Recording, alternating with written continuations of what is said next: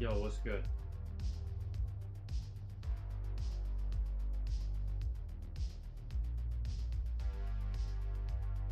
Fucker, if it's just you, wanna watch this fat electrician video?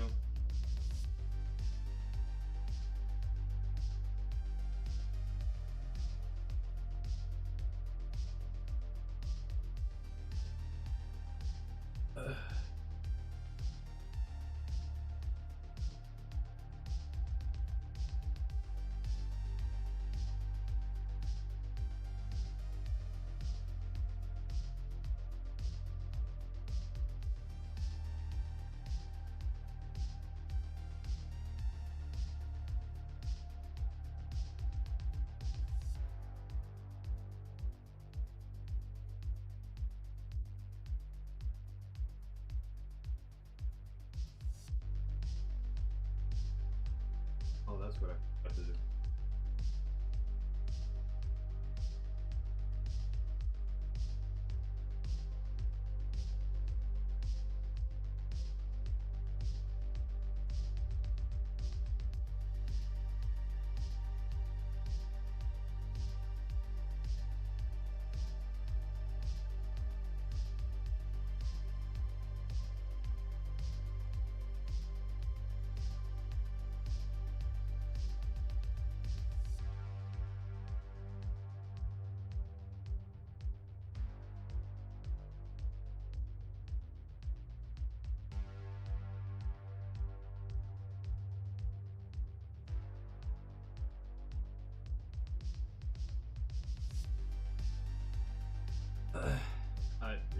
Is that you telling me that you want me to start uploading? Hold on.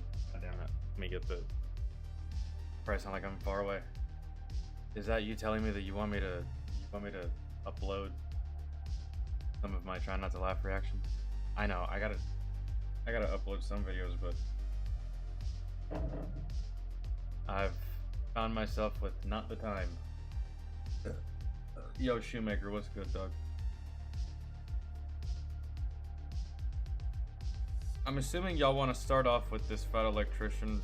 Well, no, we can do this try not to laugh, because I think that the person that requested fat electrician ain't here yet. So, yeah. I'm pretty sure I still have some leftover videos that I had put in my watch later from a couple of days ago.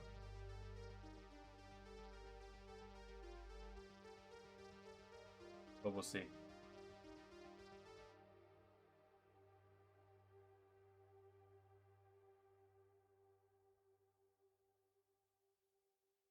Yo, Kat, what's up?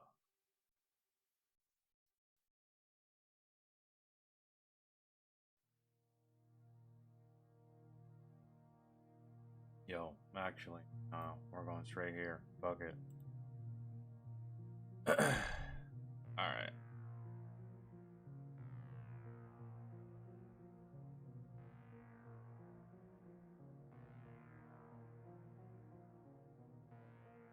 New army ad goes from woke to warfighter.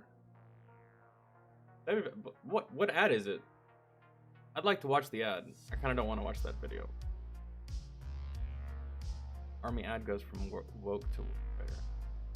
I kind of want to find that. If I can see it. I don't think I've seen it. It's 3 weeks ago. Kind of want to fucks with that.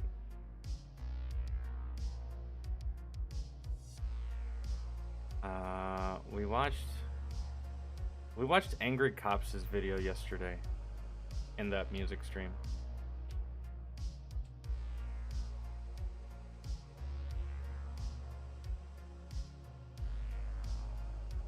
Oh, I wanted to watch this one too, When Internet Fans Become Dangerous.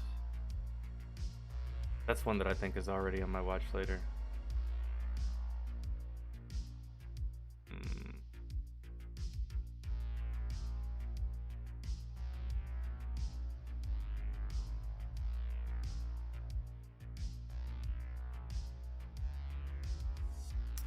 All right.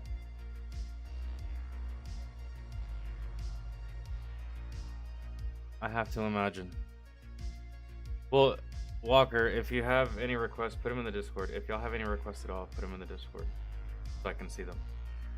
Or if you just want to put it in chat right now, feel free, go for it. If you're a patron, go ahead and put it in the patron section so that I could guaranteed see it. But if not, you can put it in the Discord or you can put it here. Just let me know where you put it so I can find it. Because there's a couple that I'll straight up watch before we get to anything else. But I don't think whoever requested that electrician, they're not here yet. I think it might have been. Vince. So,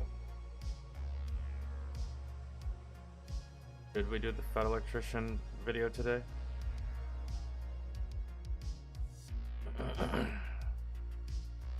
Shoemaker, what's up?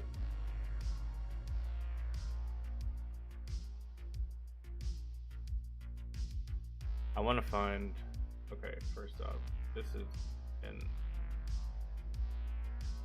Yeah, that's in Watch Later. Let me find. Here's what I want to find. I want to find this new army ad.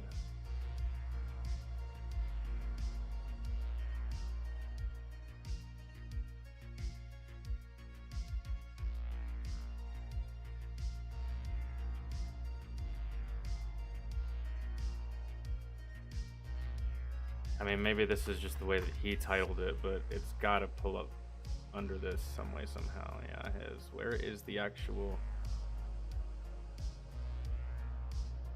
Okay, hold on. Let me just click on Jameson's video, and maybe he linked it. Right? Like most of us do. We link the shit that... Oh, yeah, there it is. Wait, hold on.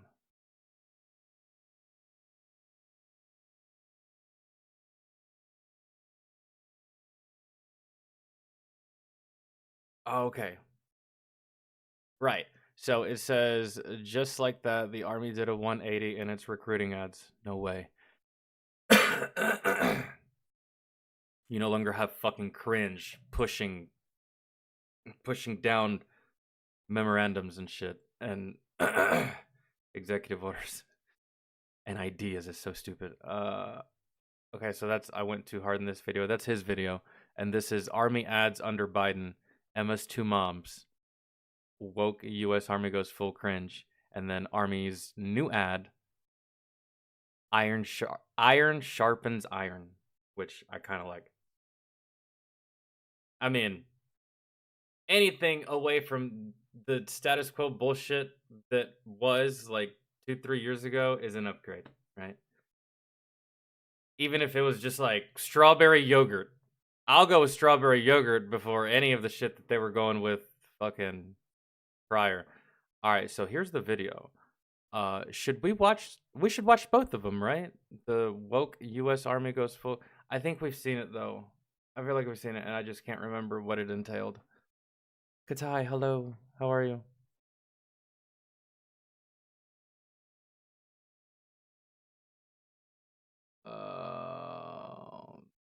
Yeah, maybe.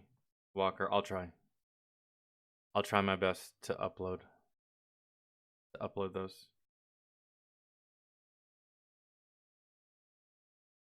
I think we should watch both of them just so we can see the difference, right?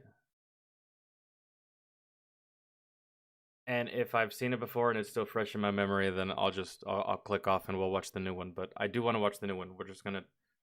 Let's just look at what was for a second.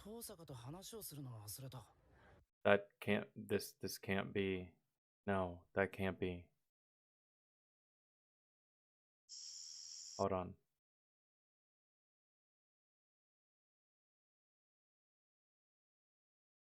What the fuck just... What did I just click on?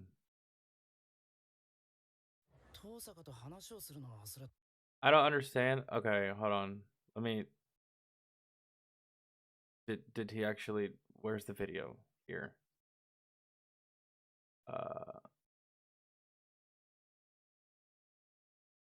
Oh, bro, you know what? Fuck it. I remember how cringe it was, okay? I'm just gonna watch the new one. That is just...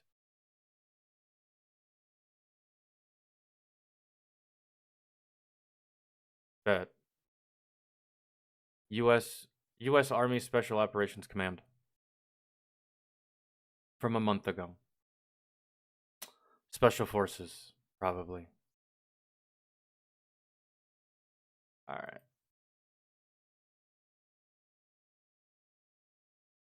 See? Maybe this is what you do. This is what you should do. Just fucking put the seals up there, bro. They look cool. They're always cool, man. Just put them up there. Instead, y'all do weird shit, and then y'all get made fun of. Wild.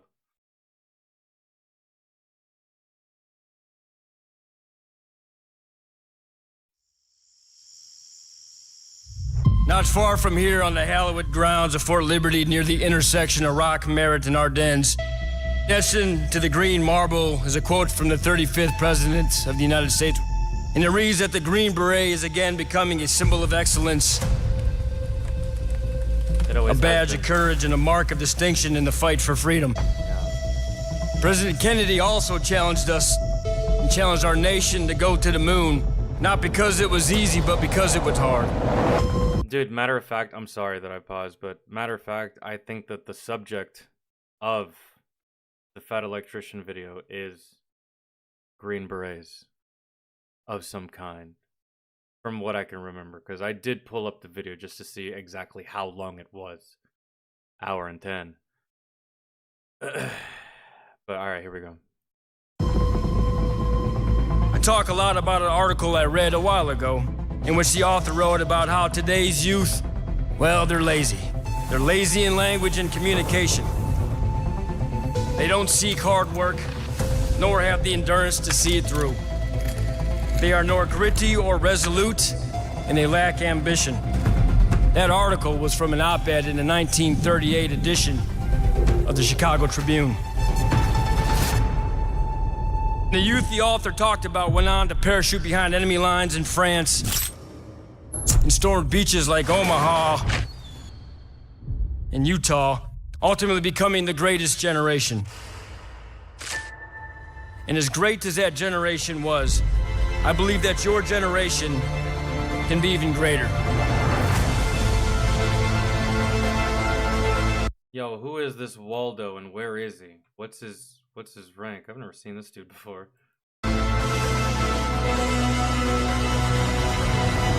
Maybe he just got chose to do this because he's got the voice for it. I do like his narration. It's dope. Your solemn objective that underpins every bead of sweat, every track of your tears, every strain and tear of your muscles, and every drop of blood. Imagine that. And that objective is simply to ensure that our flag is still there. Our nation will require answers without even knowing the questions, but answer you will, and we will answer them together.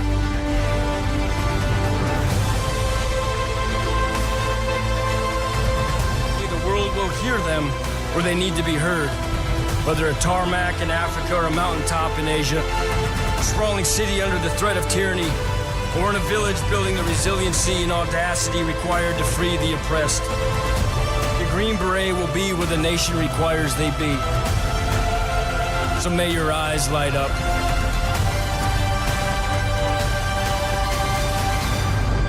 Dude, that was amazing. Holy. We are deeply proud of you. We applaud you. We love you, and we thank you.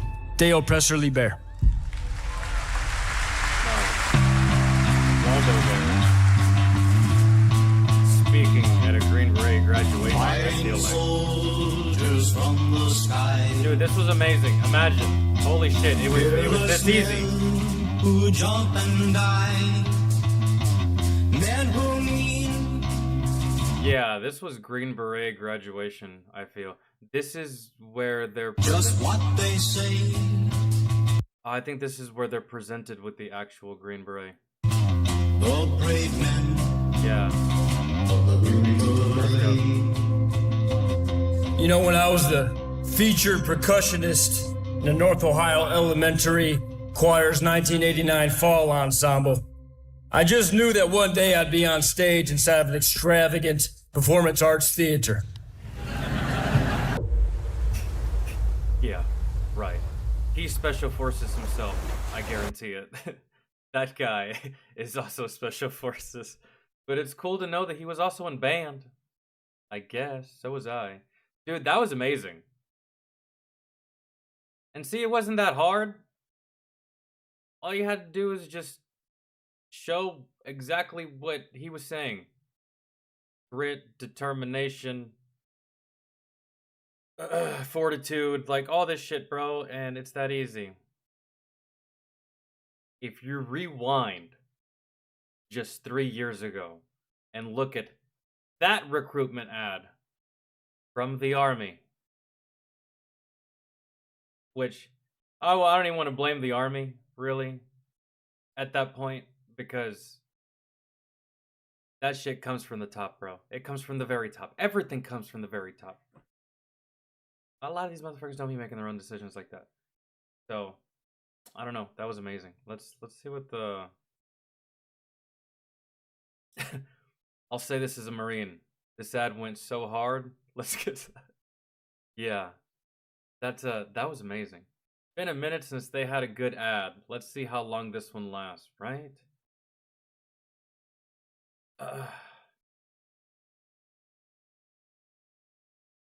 I'm current U.S. Air Force. This is the recruiting video we need. Oh, and it feels so good that it came from the Army. However, it comes from a group that I'm not part of, so whatever, but shout out to all the Special Forces. I met a few when I was deployed. Most notably, the most notable one was the one that I met that was, oh, I believe he was either a sergeant major or a first sergeant. I can't remember. Either way, he was 26 years old, and he was way too young to be holding the rank that he had. It was crazy, and I didn't believe him. And he even showed me his cat card and everything. I was like, oh, okay, wow, that's nuts. He's like, you should try it sometime, man. Just give it a go. And I was like, let me get through this deployment first. Because he was like bringing his men through the gate. And then he was just like in uniform, no gear or nothing. And he was just talking to me. And he was talking to me about Special Forces. And he made some good points. And he had some good reasoning and shit. But I was just like, man, just let me make it through this deployment. And if I'm still feeling super gung-ho when I get back after leave, then maybe. But I ended up never seeing that guy again, and nothing ever came of that. And I just, to be completely honest, I never had the desire. No. Like, airborne school, that's fine. Air assault school, that would have been fine. There's a whole bunch of schools I would have done. But I don't really have the desire to... I feel like I could have gone for the Ranger tab. Maybe I failed, maybe I pass it. Definitely pass it on the second go around, but because that shit's difficult. I was in shape for it. I don't know. Either way, I didn't have the desire to go this particular route. Special Forces, that's... I knew quite a few dudes that tried and failed. I knew quite a few dudes that tried, got injured during it, and got kicked out because they got injured. I was like, there's this one guy, the E6, super cool dude. He was in my platoon, but he didn't really do much because he was always doing Special Forces shit. And he went to selection 5 times. And on like 2 of the runs, he didn't make it. On 2 of the other runs, he made it but didn't get selected. And on the final run, which was his 5th time, he got injured. And I was like, yo, Sergeant, you plan on going back? Plan on doing it again? He's like, yeah. I was like, so you're just gonna do this until you get it? He's like, pretty much. I was like, all right. Good for you. Fantastic. And then after the deployment, I never saw him again, so I don't know if he ever got it. I don't know if he ever made it. I don't know what happened to that guy. So. Yo, Jonah, what's good? How are you? Christian, what's up?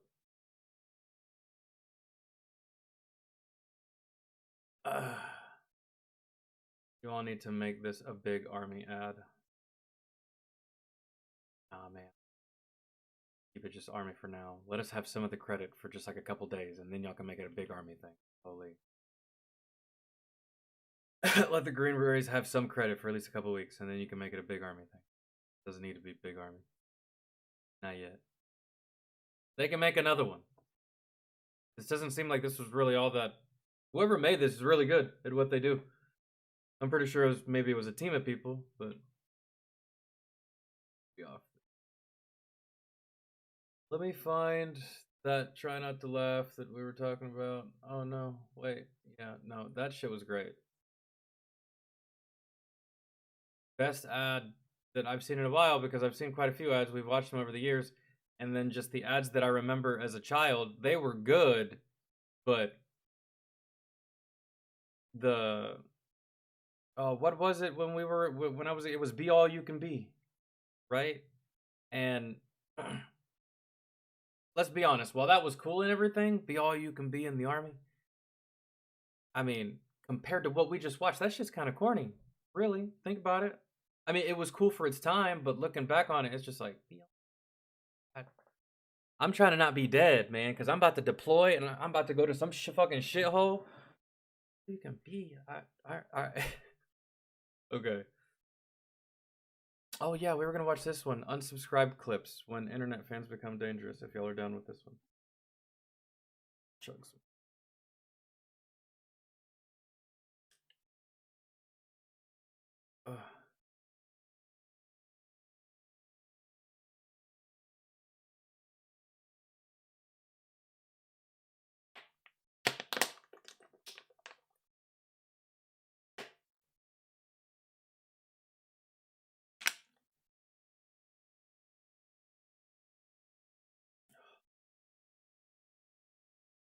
Oh my god.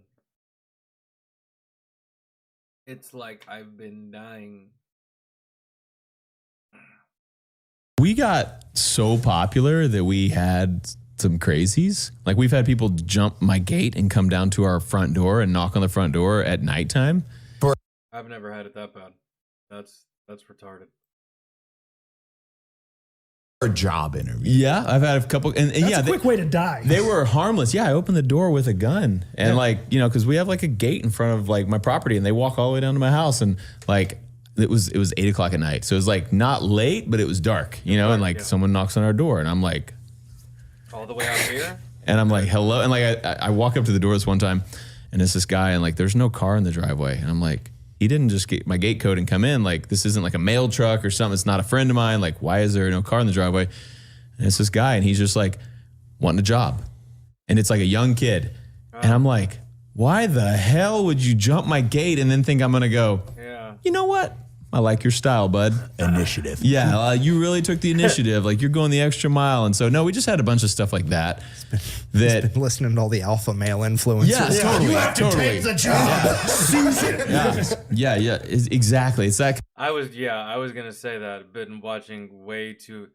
That's the type of shit you see in movies or something, and it just so happens to work out for the protagonist because it's the protagonist and it's a movie and good things happen for the good guy, right? But that's not real life.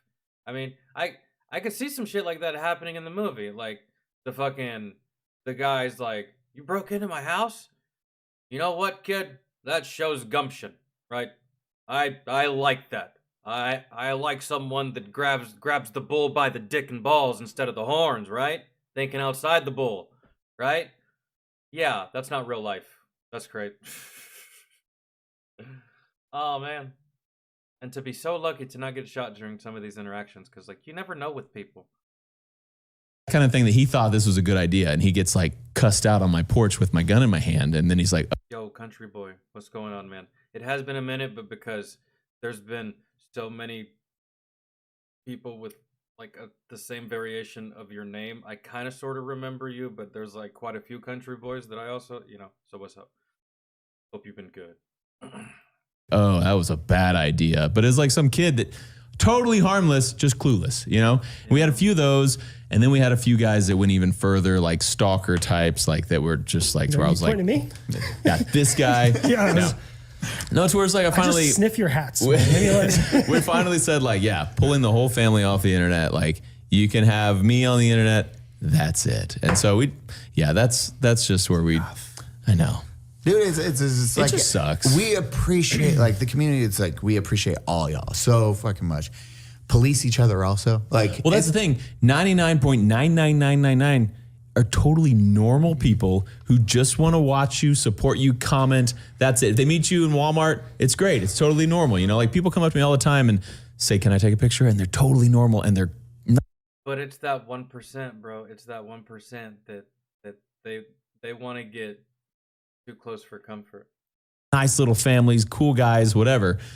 But it's the 0.0001 that go too far. You're just like, oh man, like, yeah, I don't like being famous. I don't like people seeing me. I don't like people seeing my family for sure. And then my kids are all getting older now. Like my oldest is a teenager now and my youngest is 10. Like I got 10 to 13-year-olds and like they're all about to start going out in the world on their own.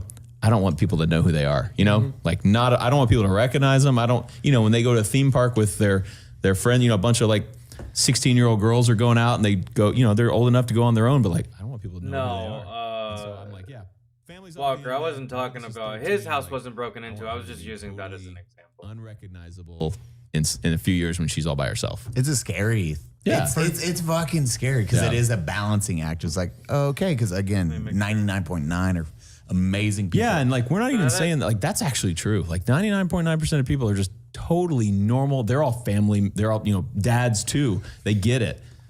It's just policing that 0.1%. Now that most of y'all are it is here, like do y'all want to covering start down this? because some people Do y'all want to just start like this the fat airplane. electrician video? People just don't think. They just think about are y'all themselves not and down that's it. with It's like, watching well, a 1 I'd be hour fine with video? it, but Yeah. it's like I would think. simply just Don't fuck yourself. just Like ask. think how the general. If someone has audience- a gate, they probably don't want you to cross it. Not a If fence, a yeah, gate. If their gate's closed, they probably don't want you at their front door. If their name is Demolition Ranch and their symbol has an AR on it, Yeah. I chances just wanna are make sure. that gate is for your safety. I just want to make sure that most of y'all want to watch it because if most of y'all don't want to watch it, then we can watch something else. Because I know that that's terrifying. an Having hour-long children, video, but like it's just me and my missus. sometimes that My even first gets to time me here, I too. was getting in my car, getting ready to leave, and I get a text from somebody, But and I gave my number out to a lot what of we like, can the do new is people you we introduced me to, can and just I just like, hey, procrastinate is and this wait on the HLC? person that Yeah, what's up? requested What's it. going on? But- Dude started threatening me about selling my information to Well, yeah, Russia and all obviously. sorts I of know shit like you that. are, And I was like, Vince. okay, whatever, dude. And then so I went online, saw how much information was there. I was like, oh, we got to take care You of didn't this. need to Paid tell a me that. company, got a bunch of my stuff taken off. And then the dude texts me again from a different number, acting like he's my supervillain. You fool, you take it down, you think you can stop me? And I was like, okay, so I just I live on a federal installation. You're threatening a federal employee. Hey, criminal investigation division, you can have this. And I just gave them the numbers. I don't know what happened with it, but CID and the FBI have your shit. So best of luck to you, homie. So we had one guy that was pretending to be me and reaching out to gun companies and saying like, hey, I'm Demolition Ranch. Do you know about this? Tell it because yeah, dude, this is fucking crazy. So this guy, he was in like the Dakotas or something. Like he was somewhere states away. And so I had we have tons of contacts in the gun industry. And so I had a few of these gun companies reach out and be like, hey Matt, we got kind of a weird message from someone saying they were you, but they wanted us to ship the guns to South Dakota. Are you in South Dakota? Because I was like, they were like, it's weird that you emailed us from a different email or that you didn't text us from the number that we always text you on. Is this you? And I was like, that is not me. Like there's some dude who's pretending to be me in South Dakota. Yo, thank God for two-step authentication. Holy. And I was like, people are shipping them guns. Like there were some gun companies like, hey Matt, we sent this gun. We haven't seen your video put up yet. And I'm like, I'm not in South Dakota. Why would you send a gun to South Dakota? And they're like, he said He actually did get some guns though. That's wild. it was you. I was like, it's not me. Fucking So, whoops. so this guy was going around pretending he was Demolition Ranch, got a bunch of guns sent to him. Oh well, then I'll watch that one instead because the person that asked about the hour-long one isn't here. So yeah, I'll go with yours if it's shorter for sure. Got an FBI investigation, and they kicked in his door and arrested him. And this is all what I've been told by the FBI guys who told me what was going on. They kicked in his door. They arrested him and his girlfriend. He had illegal SBRs. He straw purchase, and then all this other just tons of felonies because he was tricking people into sending him guns. Well, but I mean, because anything that he got would have had to have been transferred to your name thinking that it was you, right? So like he had to have literally lied on a federal some form. gun shop that thought he was me. Like I don't know if he had a fake. I don't know the just had a details. bad He could have had a fake Yeah. ID or whatever. Hello, But like, today either way, he lied on a federal form. Or he had a gun store that he's was gonna go to lying for jail him for too. a I don't know, hot but yeah, minute. someone had an FFL that they were shipping this stuff to because His these girl gun will go to companies were jail shipping too. it to an FFL for me, but was in South Dakota, and I had no And this was 10 months ago, so they probably still in jail now. Maybe. knowledge of it. And so, yeah, this guy got like he's in prison for a long time now, is what I've heard. But his girlfriend's also in prison because I think he was already a felon, and so she was going to the gun store to pick these guns up for him. So she was like straw purchasing Dummy. them for him You're so illegally stupid. already. So that these two were damn. in cahoots. they were screwed. They're very screwed now. I don't know why, like especially a public figure, like that'd be the last person I'd be like, you know what? I'm gonna It was a long time ago before I was like 10 million subs. Still, still but a like, million. Of all the crimes to commit, why would you pick the one with the most paperwork? I'm sure it works Yeah. good for like 3 months. just maximizing They're the like, chances of you We getting got caught. free guns. This is awesome. But yeah, he had like sawed off shotguns, like he had sawed off and stuff. And like, yeah, they're not getting out of That's jail for also a while. illegal. You know, a lot of the social media platforms, though, they are good about taking down some of the fakes. Like YouTube is really good about it. I will say YouTube is great about it. YouTube's awesome at that. Facebook does not give a fuck unless you get a lawyer involved. Facebook doesn't give a fuck. They do not TikTok care. doesn't give a fuck. Yeah. Meta is as a whole. Meta's a don't shithole. give I hate two that shits. entire. I hate all of it. What They're is the Meta only again? I've company never without, Oh, dude, I can't even tell you what it does. I don't even know what it is.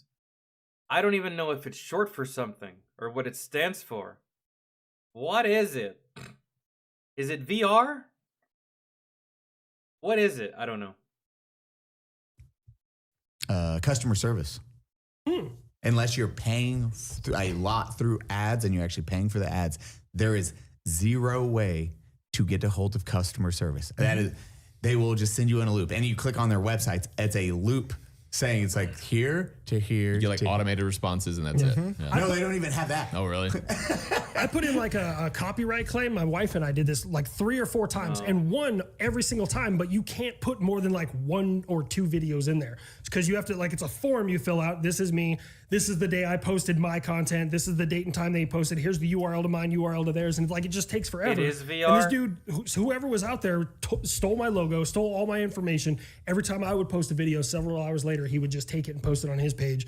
And like, my following knows that he's a fake, and they go in there like, this is not the real HLC. You know, luckily I have a domain name now, so habituallinecrosser.com has all my socials. But like, that dude is still on Facebook. Last I checked, he had like almost 70,000 followers You want something on crazy? fucking Facebook. If you any of the bunker branding shirt, there's like a dude. You can type up any of those. It's how many? We put out a shirt the other day that was just like a joke shirt, and we knew it was going to sell like a couple hundred shirts, and then we were just going to take it off the site. It was just like a funny thing we said in a video. And the next day, I would bet realistically 50 different web pages with that shirt all over it. I'm like, they're not going to sell any of these. Like, no one will get it unless they watch my video. And we were just going to run it for a few days and drop it. It's like, this is just AI taking this and putting it on these websites just to try to make a buck. Like, there's no way they're paying a person to do this because it wouldn't make money. Right. It was crazy watching that because I Googled, I think it was like the Tism Touch, or somebody so sent me weird. a link for Tism Touch. I was like, oh. I was like, holy shit. Yeah. It just populated. And yeah, you can pay attorneys to sit there and go send these cease and desist and try to take them down, but it's like, Not it's gonna not sell. worth it. They're not going to take away that much money from you. So we just like kind of let it go until it looks like it's a problem. You know, if it's getting big, then it's like, yeah, take that thing down. But it's weird and impossible to police, it seems like. Because YouTube doesn't police it ever, I feel. And because YouTube is so soft, we can't even self-police without it becoming toxic, and then YouTube starts banning people. It's just like... but that's far from what the original video was about, and that was when internet fans become dangerous. And that can either be, I don't know, in public, or maybe they're following your every movement online or in real life. They just get weird and clingy and all bug-eyed and shit. Fucking...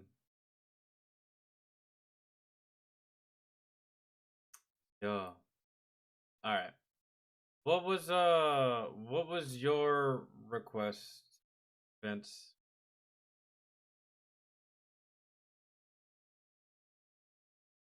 Let me actually, before we do your request, let me check,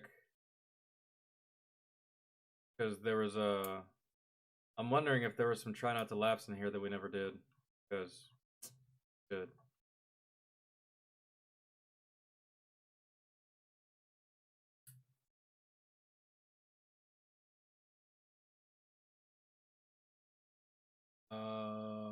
Okay.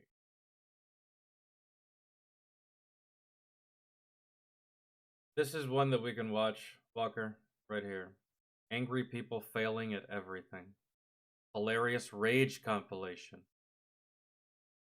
Or humans being idiots. I don't really know which one. We should just do the hilarious rage compilation. Try not to laugh. Do you want it the way it is right now, or do you want big screen, little? You know what?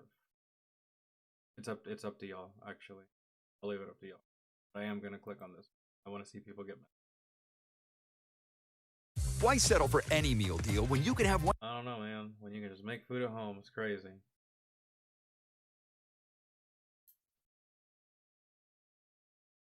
Yo, Michelle, what's good? How is you? Oh. Someone's... Oh, never mind. I thought that was the first one.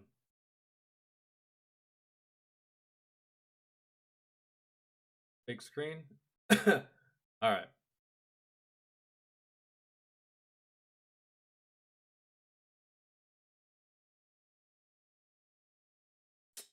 There we go.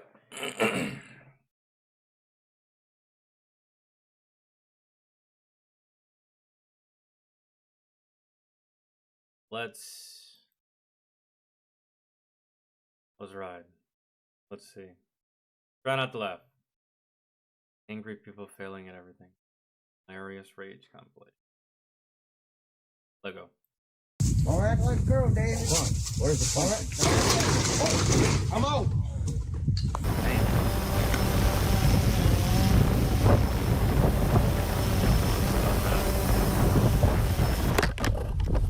She's so angry. Yes! Damn. Stop making him mad, bitch. You're going raging. Oh. She said fuck the stick. Throw hands.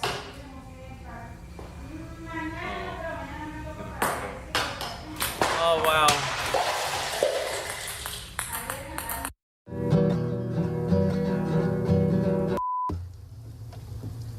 What happened? Hombre, es muy normal. A ver, Dani Mateo, me estás tocando los cojones ya, ¿eh? Yo esto no lo puedo soportar.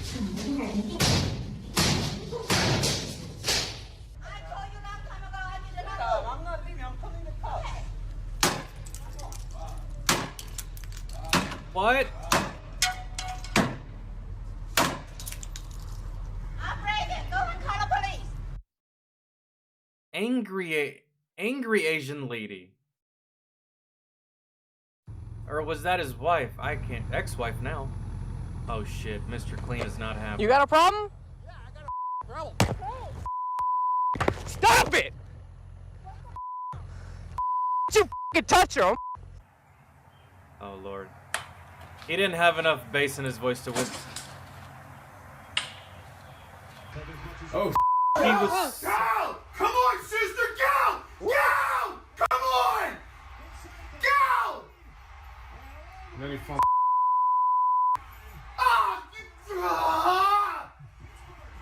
What are you doing? It has to stop snowing. I can't do. Look at this. I can't. It's cold. It's all over the place. It doesn't stop.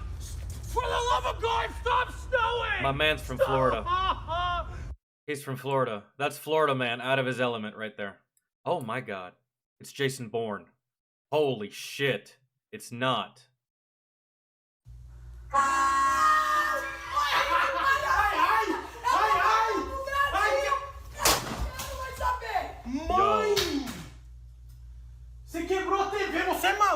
She had the rapid fire mod on. And she just broke the TV. When you have a cheeseburger, you have a cheeseburger. If you have hamburger, you have hamburger. I want my money back. I want my money back now, and I want it fast. There's not even bacon on this, and not onion on this, and not anything that I asked for. This is such incompetence. I cannot believe it. It happens every time I come here. I'm losing my because this happened the past 3 times I've come. Please I feel be him. competent. I feel Once him. in your life. I feel him. Once. I feel him. Take an order and fill it. I feel him. You're new in the neighborhood. I've been in this neighborhood. The only reason white people like you are God. living here is because I settled the Yo, Ben Stiller is upset. Thank you, white guy. Don't push your stroller into my legs. You're sick.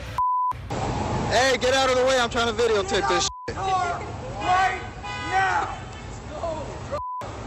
Get out of the car! What's happening? Is your girl cheating?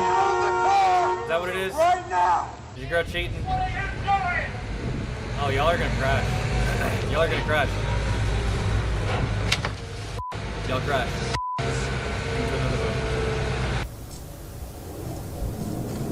Oh no. I mean, it's not that bad. You can pick it back up. What happened? Whoa, are you playing The Floor is Lava with your bike? What,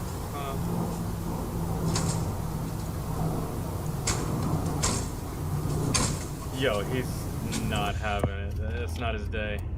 Oh shit. Yo, dumbass. Oh my god. What?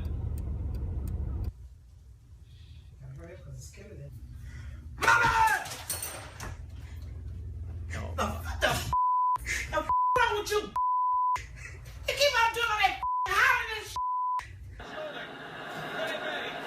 and kill this! Why would I kill it? The whole product's going. I'm enough. We're not playing PlayStation anymore. The whole you want. 3, 4, 5, 6, 7. Patricia! Get it together, sweetie. We have a show this weekend. Crazy girl. I actually hate that one. That one was like back in the.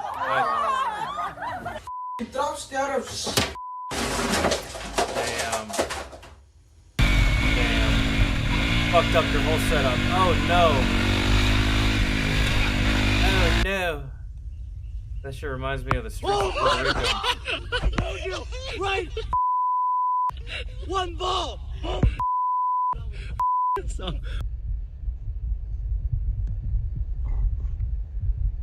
Yo, they just hate seeing you have a good time. I think that was a Corona. No, I think it was a White Claw. He don't give a fuck.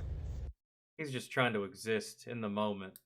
And there she is, ruining someone's day. Oh, sweet Jesus. Not the school bus. Damn. I think you get fined extra if it's a school bus.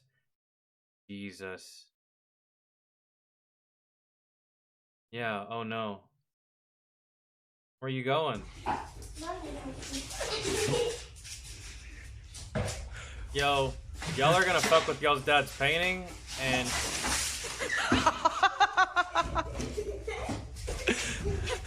What are you doing on my porch? Get off my porch. Really? Get off my porch. Huh? You opened the gate onto my property. It's my gate. You put a lock on it. My property goes to your fence line. I'm not gonna shoot you. Get off my property right now. Get off my property. Get off my property. Who in the game? that guy's weird. Y'all gotta issue a restraining order. Who in the game?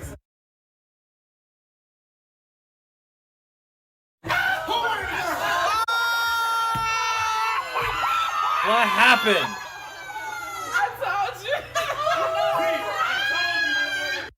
Okay, so in reference to my last Oh my video, god, she's a when I- vampire. Abigail Ellen, did you eat my jambalaya? No. Abigail, look You at don't. me. You don't eat. Did you eat my jambalaya? You don't eat a man's jambalaya. Abigail, they'd be like, my shoes. You know what I'm saying? Like there was nothing in my shoes, but And then then you shit in in them. Yeah, that's You know what I'm exactly saying? what it is. Couldn't have been me. Somebody ate my jambalaya. Mans was serious about some jambalaya, and I know. No, it's not Joe. It's not the skateboard's fault. See, and now you lost it. What wrong have I done you? Why you trying to make me get out this car, Oh, man? shit. Don't do that. I'm not trying to get out, man. I'm gangster. I'm gangster like that, cuz. I'm gangster like that. No. Bubba, Gangster. Look, man, do this, man. Don't do You're this, just Bubba. you're just gang.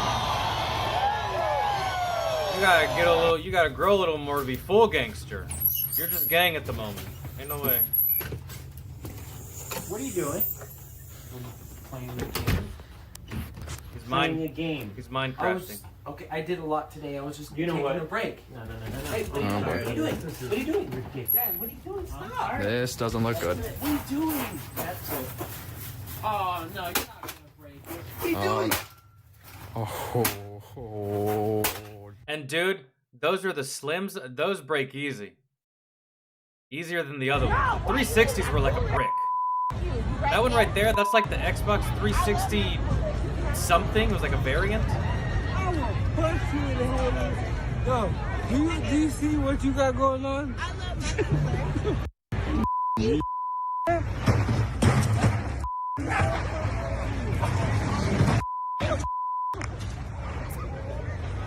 Oh.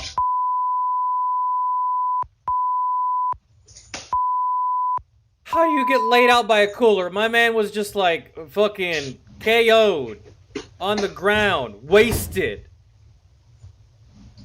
What are you doing? I ate over the Yo, he fell getting out of his truck, and now his girl is watching him have a mental breakdown because of it. That really is man shit. And I'm not sure if he just did a good deed.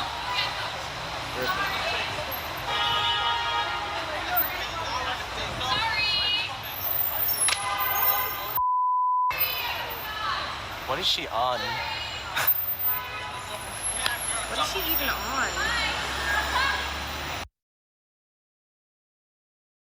That girl needs a mental health professional. Or to just... Oh, shit. He got fucking... These 2 cans of contacts. I'm at. Oh, no. And, let's see if I can get this. Oh, no. This is not going the way I...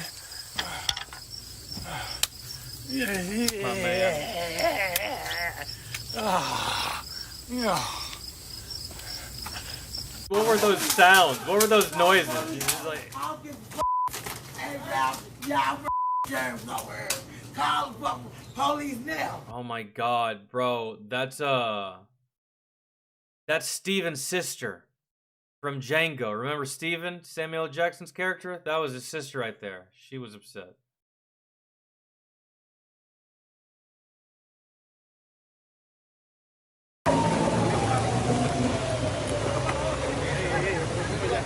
You got a snorkel on it or something that you can do this?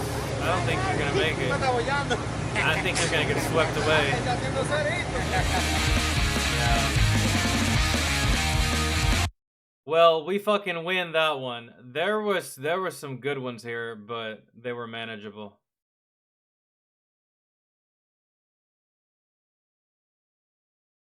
How many of y'all won? How many of y'all lost?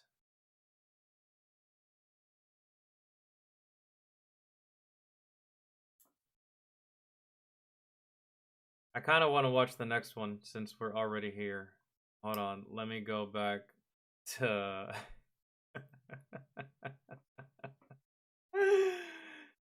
Humans Being Idiots, Epic Funny Fails compilation. Let's do this one next. All right. Win. Yo, hold on. Let me check. Check my phone. Literally.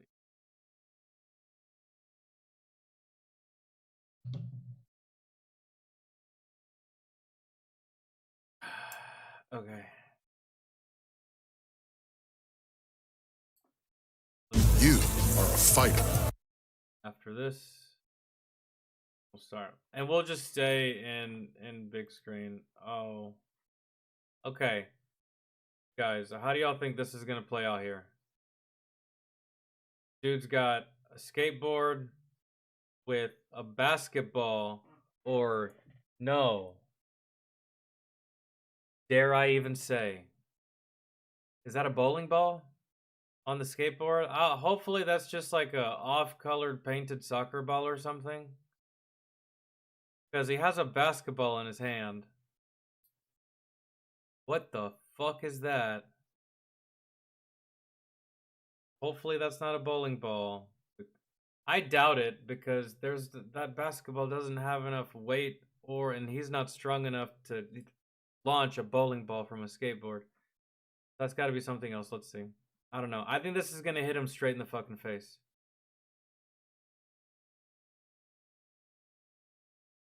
Oh, never mind. We were too far. Here we go. What are you doing? Are you doing a little karate chopping? You attempted to... Yeah. Yeah, two hands. Two hands, that'll do it. Like, fuck it.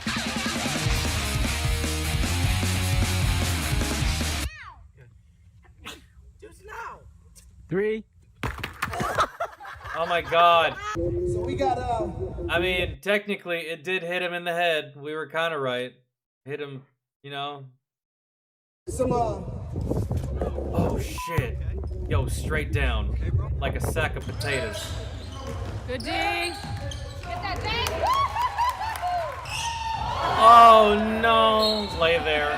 Lay there and pretend. Oh shit. Help! Help! Firefighter down!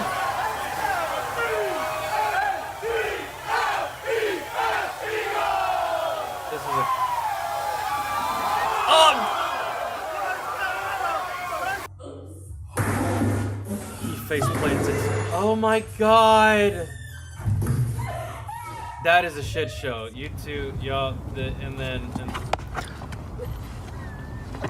You guys didn't get that? Yes, I am so glad I did. I thought he was dead. I couldn't see the other side of the ledge. Yeah.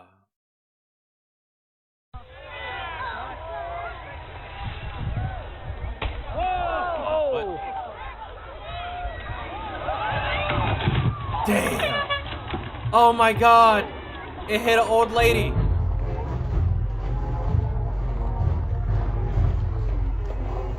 Yo, that dude dropped all his... I'm sorry, I have to go back. This dude dropped all...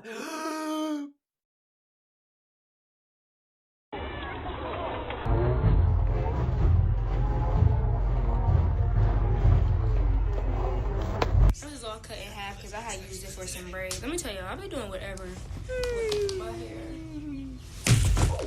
Damn! That is so embarrassing. Did y'all just see Yeah! I hit the face with a mirror! Oh my god, homegirl right here flashed her tits to everybody and then got taken out. Did y'all see that?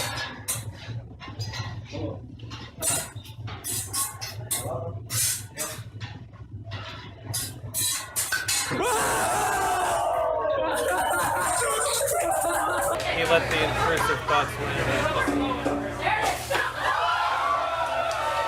Yo. There it is. Ladies tired of spending thousands of dollars on collagen lip injections just to get those vibrant, luscious lips you've always wanted? No, dude. Well, here's an easy tip. Just have 2 wasps sting you. Boom, boom. Right in the lips. And then kapow.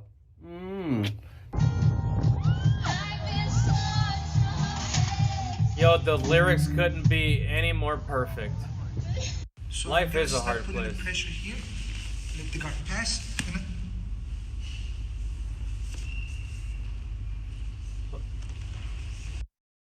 I'm sorry. I'm sorry. I gotta see that one more time. I don't... Let the guard pass.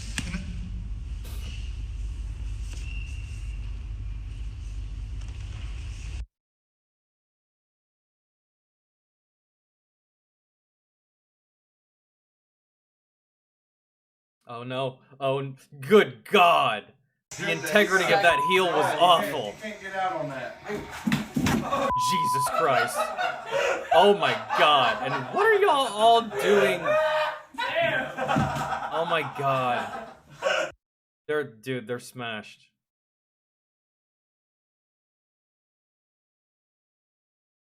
Heels, bro. Heels. Oh shit, he took the mic with him. I don't care who gets it. You have no idea. You have no idea. Someone's freaking out.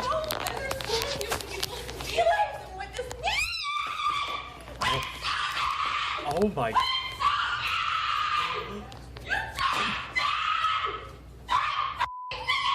Oh my god. Jesus Christ, that girl has never been told no a day in her life, bro. She was a trust fund baby. And I've never seen anyone actually say, "I'm so mad." No, usually they show you they're mad. She was like, "I'm so mad." I gotta see that again. Good lord. Oh no, did you get sick after proposing? No. No. Your girl's bad though.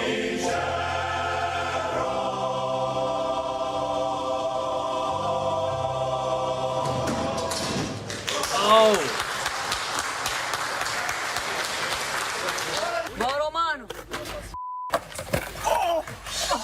Now what could be to it? Damn, why? What did you think was... Damn. That hurts. Yeah, ow. Ow.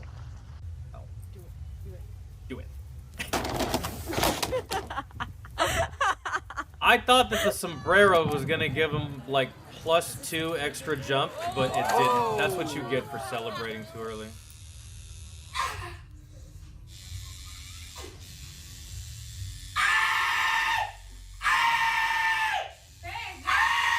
There's no...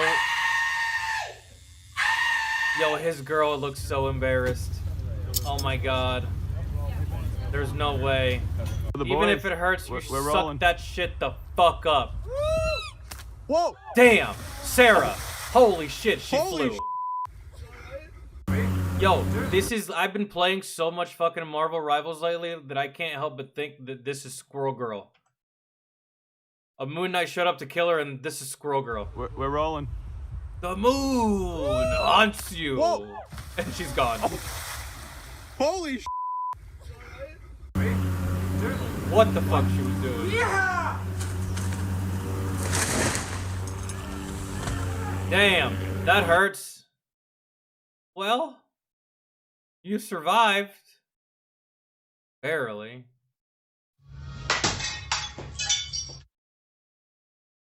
You could have aimed that shit anywhere. You could have orientated yourself anywhere. Oh. Damn. Oh!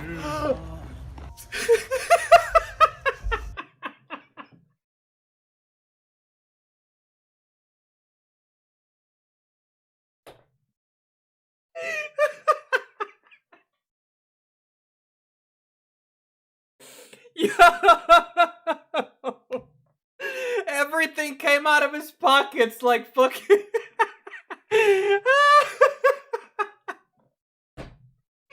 like Sonic rings, like ding ding ding ding. He turned into a fucking pinata when he hit the ground. Just a whole bunch of shit came out. A whole bunch of shit came out of his dude. Look. He lost the contents of everything on his fucking person when he hit the ground. He hit the ground that hard. It's just like...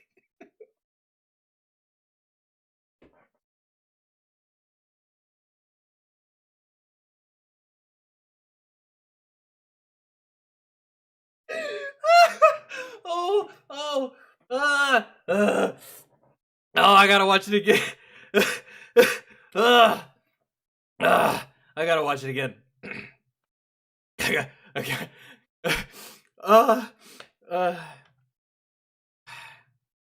God damn.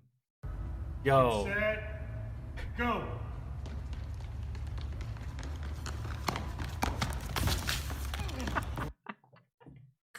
Yeah.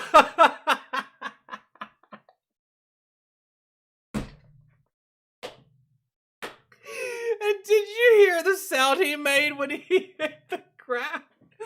And then his buddy's like, oh, dude.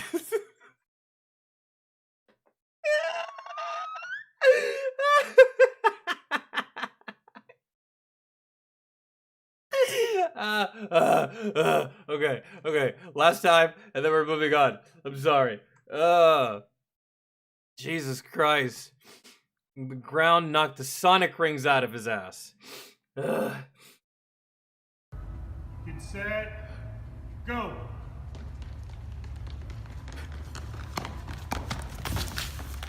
Oh, dude.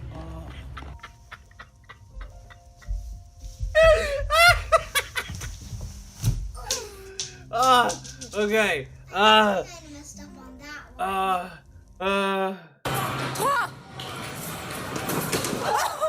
Jesus Christ. Oh my god, her shoes came off. Don't fall in already. Oh my god. And now she's stuck. Please, Jesus. Oh no, it's right.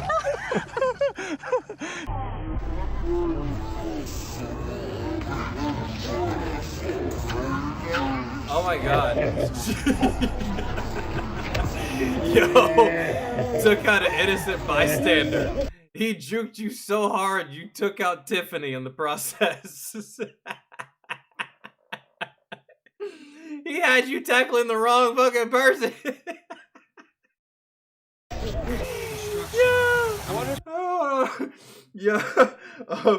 Oh my god, dude.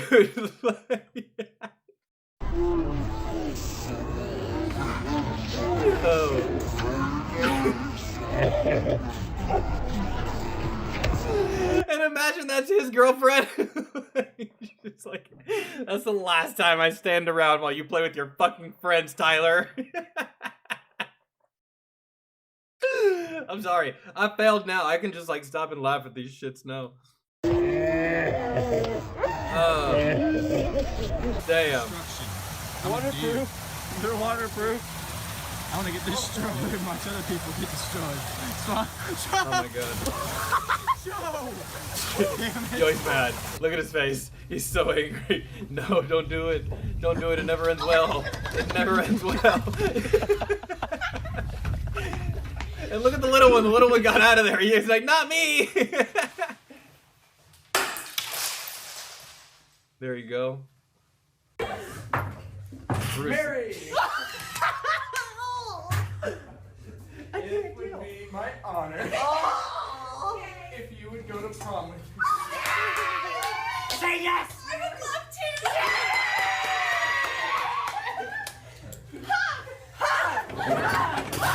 Oh my god. Did you get that? Oh, Terry. No, not Terry. Bagel, Terry. Put it in Not reverse, Terry. Terry. Put it in reverse. Oh, Lord. Lord. God damn it, Terry. Oh, Lord. Oh, jeez. Terry always gets me. Yo, there's... Really? I'm definitely staring at you in public, that's for sure. I'm giving you some weird-ass looks. Oh, you fell short. You made it.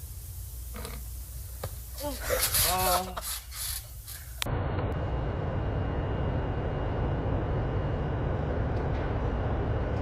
don't think he meant to do all this. Yeah. I can't believe you've done this.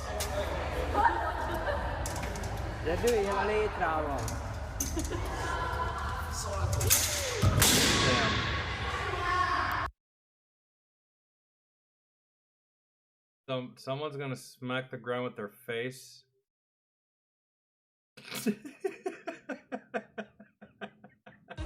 Yo, she was twirling though there for a minute. Sure, I can't get your head out. Is that chainmail? What are you trying to do here? Why did you allow your lady to talk you into this? Right now, my arms.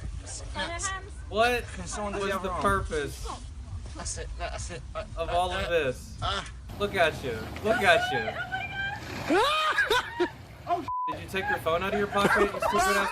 And then you... Oh, it's done now. Well, I wouldn't even bother getting it.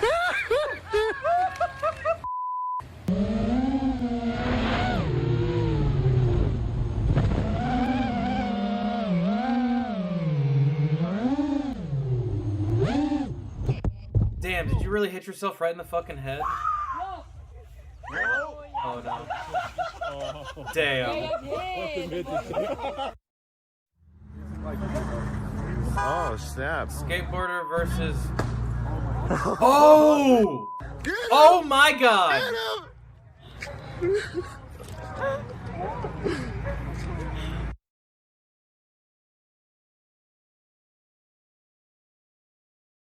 Yo, if that guy catches up to that kid, he's beating his ass. What happened? Did someone fuck up the cake? What are you doing with those scissors? Are you cleaning the scissors? You put soap on the scissors? Wow.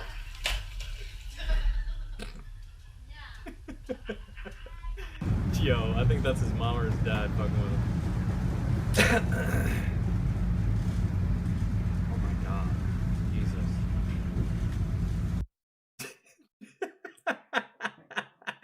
I think that man was on Tinder, but for old people. Imagine she lands on your nutsack. I'm about to disappoint my father and ruin any chances I ever had of being a politician. Let's go. All right. Is he ass naked? There's a lot of traffic. No, he's not, but he should be. 3B radio.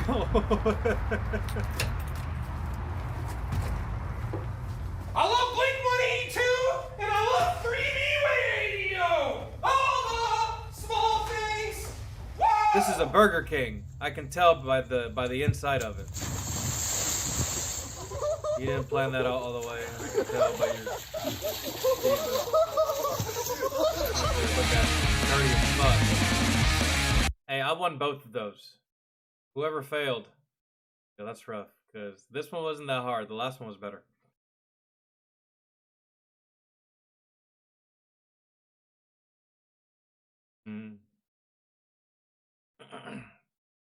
Cat, no, you lost. What'd you lose on? You didn't lose on Terry, did you? Oh yeah, I did lose, didn't I?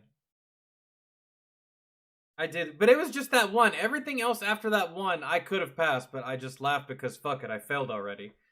But it was just that one. That guy that just like hit the ground and exploded. Bro, he just exploded. It's like when you kill a boss in a video game and like all the loot poops out whenever you kill him. That's how that guy hit the ground. Loot came out of him. His glasses, his fucking little bandana, his wallet, his phone, and I'm pretty sure even his hopes and dreams came out right there. That was just, you know, because he wasn't winning that fucking race like that. That was just.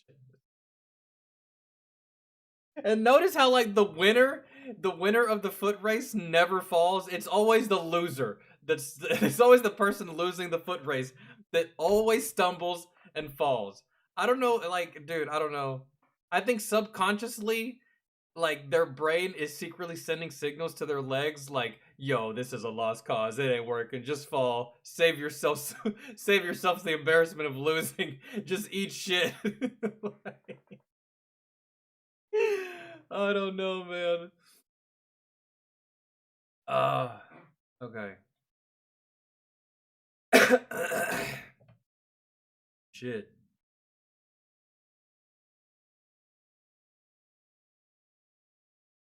Did you put your request in the Discord, Vince? Let me make sure I don't have anything else. No, that's... We never watched that FatCon video.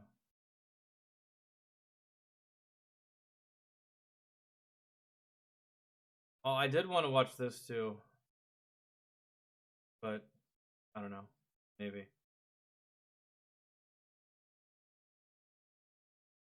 Oh, did we ever watch this? We never watched this. 2023 Hardest Laughs Recap. Mentally Mitch. I like watching his videos.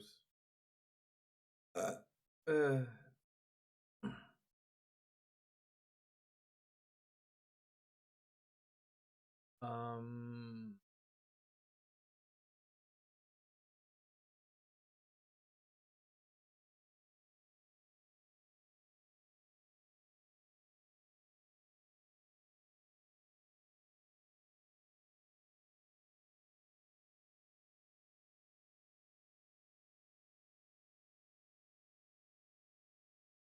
I mean, it might as well be a whole ass hour. The other one was an hour and 10. Fuck. Actually, we've seen that one, Vince. Los Baños, I'm pretty sure. I'm pretty sure we watched that one at one point. I think. You gotta remember, dude, we've seen a lot by Fat Electrician.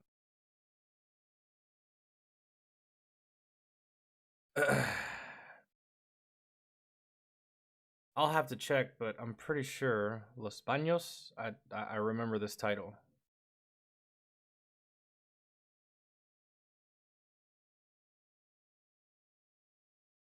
Do I have a favorite Tarantino movie? Bruh. I have to look up all of Quentin Tarantino's movies because I haven't seen all of Quentin Tarantino's movies. So,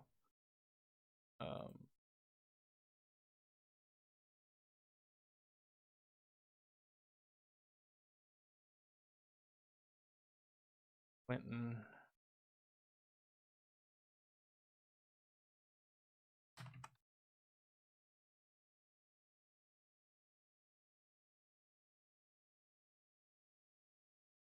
Quentin Tarantino movies in order.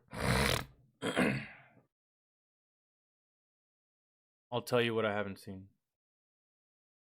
Quentin Tarantino did Desperado? What? Really? Okay, well, I think I've seen Reservoir Dogs, but I was really baked. I don't remember much from it, and I saw it a long time ago.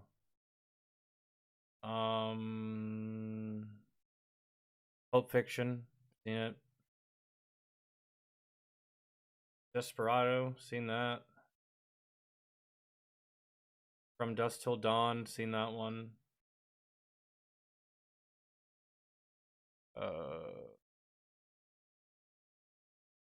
Little Nicky, saw that. I've seen all the Kill Bills. Completely forgot he did those.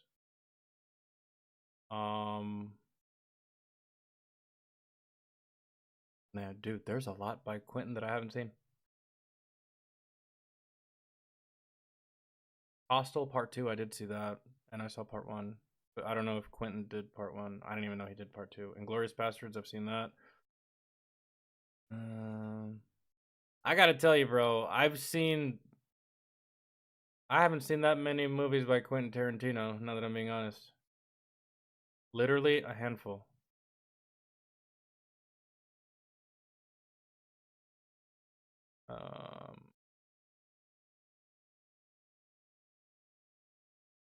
Django.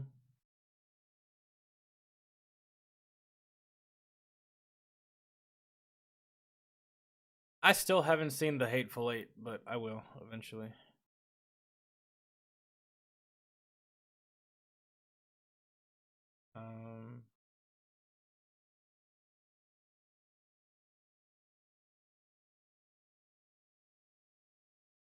What was that most recent movie that he directed with DiCaprio and Brad Pitt? Once Upon a Time in Hollywood? Bro, let me tell you something. I don't know if that movie was based on like a true story or something, but I don't think that really matters. That movie sucked to me.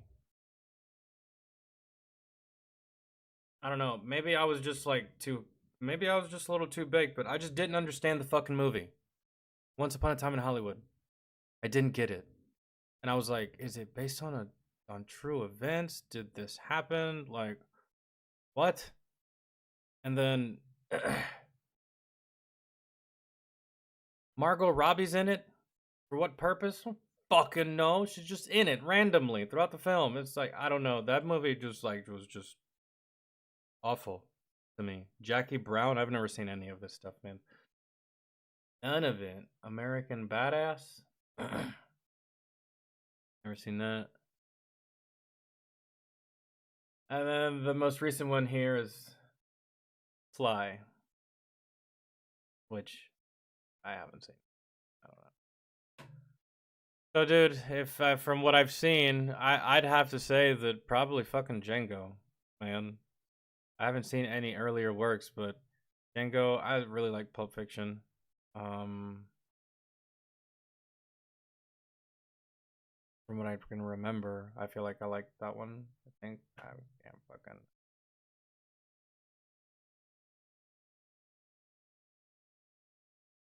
From Dusk Till Dawn was really good, but I never saw anything after it. I really liked Desperado as a kid. That was like my jam.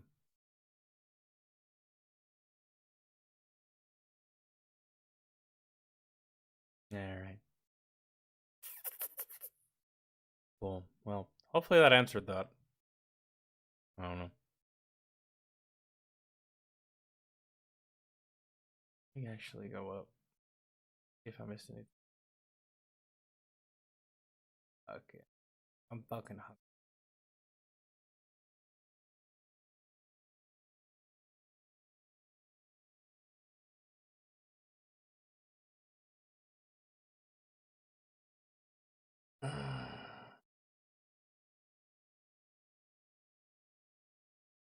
What, the one that you requested, Vince? And it has to be that one, right? It can't be anything that's like in the range of 20 minutes or something like that. Like it absolutely has to be that one or the other one, which is like an hour. Wild, man. Like, I know that you're down for it, but like there's times where like I know that over half of everybody else is not down for it. You know what I mean? So it just like becomes one of these things where like I do something that's like of normal time that everyone likes, or I just do I do an hour video and then everyone but you leaves. You know what I mean? So it's kind of like one of those things of just like, ugh.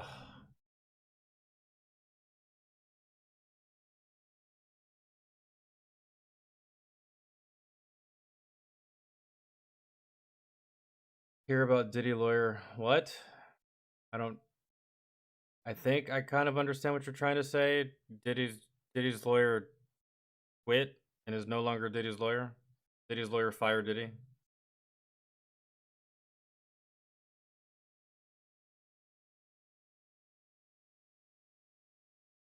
You mean from Fat Electrician, or just like on the internet in general with like all of its fucking quintuple terabytes worth of data?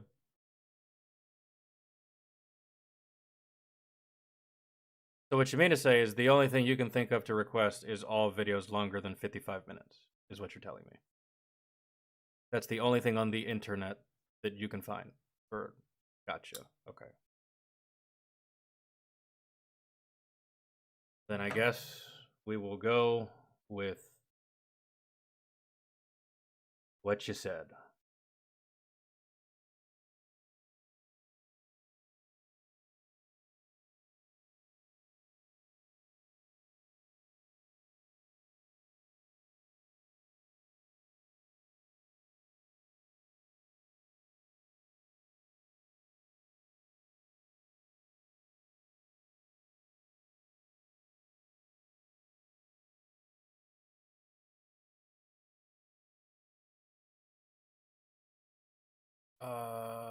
Okay. Bird. I love betting on the NBA. Well, it's pretty much safe to say that after this one, I'm getting off because this is going to take up like roughly around 4 to 5 other videos that we could have done. So if you guys don't want to watch this, I'll see y'all tomorrow. NBA with FanDuel, especially because that's how it's. All right. So if you're hoping to request something else, or if you're hoping to get a request in before now, that's rough. Wait till the next variety stream, I suppose. We're not gonna have time.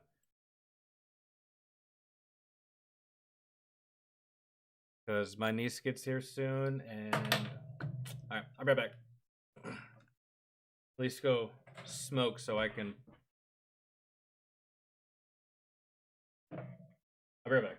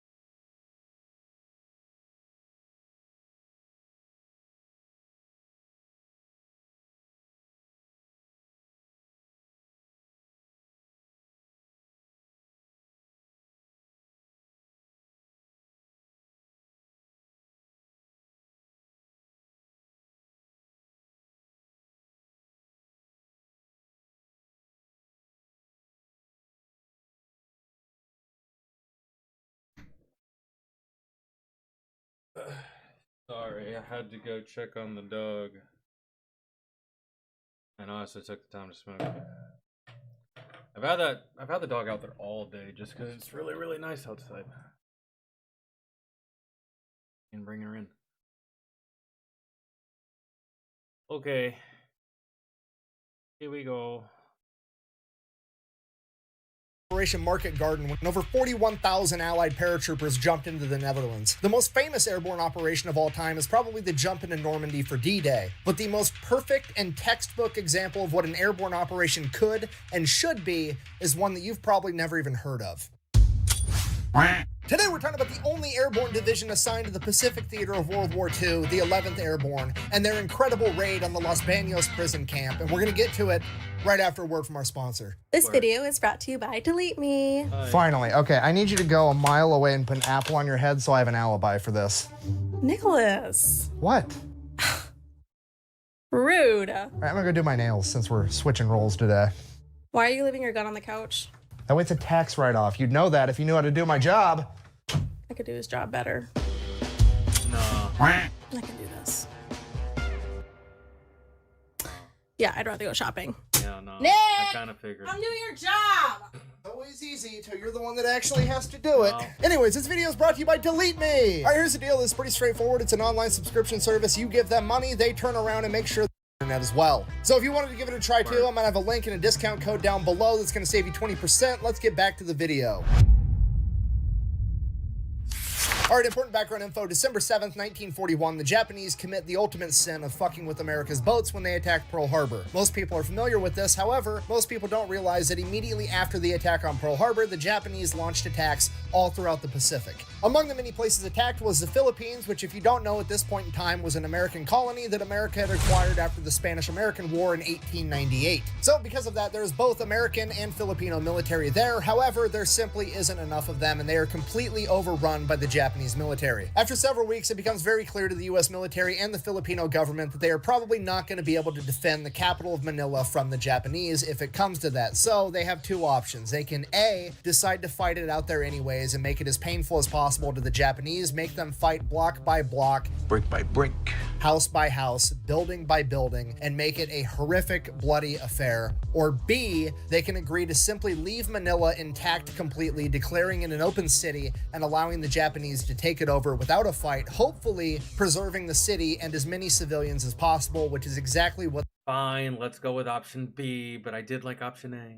they decide to do on December 26th, 1941. Okay, but here's the problem with that. Remember, the Philippines is an American colony and Manila is the big, beautiful city capital. So because of that, there's a ton of Americans that live there, most of which are just living there in some temporary professional capacity. There's doctors, teachers, nurses, diplomats, business people. There's also a bunch of representation from the Catholic Church, and a lot of the priests and nuns happen to be American. Regardless, there is a ton of American citizens that are left behind in Manila when the Japanese take over. Because of this, the Japanese decide that they're going to take the local college, Santo Tomas University. They are going to convert it into an internment camp and stick all of the Americans inside of it. While the Americans did make up the majority of the camp, there were some British, French, Polish, people from Spain, Mexico, Canada, pretty much any other person that the Japanese could look at and go, hey, you're not from here, and they stuck him in Santo Tomas as well. So that's horrible news, and the only kind of silver lining they have is that these are not POWs, these are civilian internees, which the Japanese looked at a little bit different. You see, the Japanese still believed in this Bushido code of honor, where if you surrendered on the battlefield, you basically forfeit your human rights, and you were subhuman, and they could do whatever they wanted to you. They looked at civilian internees a little bit different. These weren't warriors that surrendered on the battlefield and had lost their honor. This was primarily elderly men, women, and children.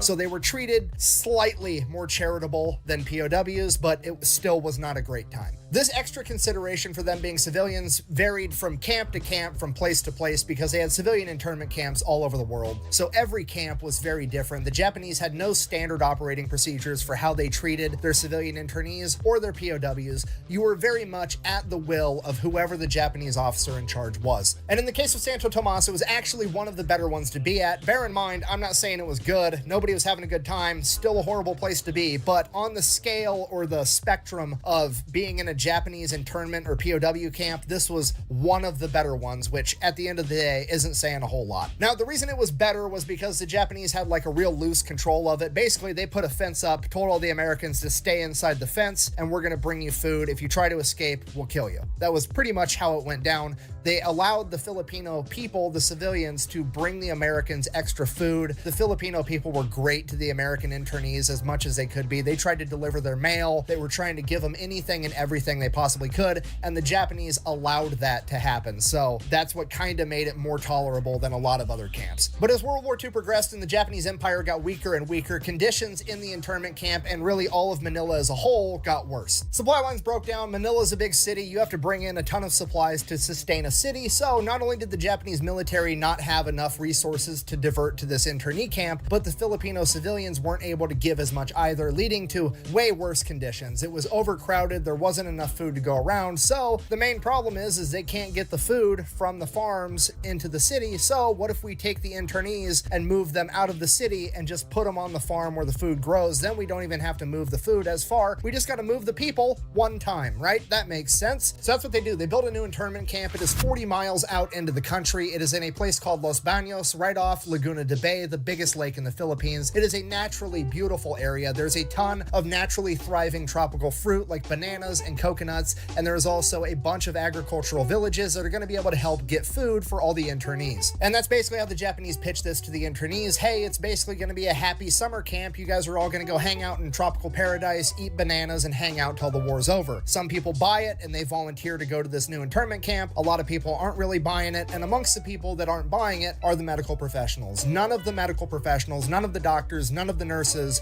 want to go to this new internment camp. They want to stay put. And just as the first batch of internees were getting ready to ship out to the new internment camp at Los Baños, and it looked like they were going to have no medical staff, finally a doctor by the name of Dr. Dana Nance and 11 naval nurses that would later come to be known as the Sacred 11 would volunteer to go with them. When it was all said and done, 2,147 internees would end up living at the Los Baños internment camp. And in the beginning, similar to Santo Tomas, things are pretty okay, bearing everything in mind. And once again, the local Filipinos are being a huge help. They're literally bringing in carts and carts of food every day to help get these internees more and more calories. And then a change of command happens. They put this guy in charge by the name of Haiwanaka, and he's this washed up Japanese officer that is just completely hands off. He's not there at all. The dude doesn't even get in his uniform anymore. He literally just walks around camp all day with his sandals in his kimono, doesn't give a shit about anything. So his second in charge is basically running the show. And his second in command is a man by the name of Sadaki Konishi, and he's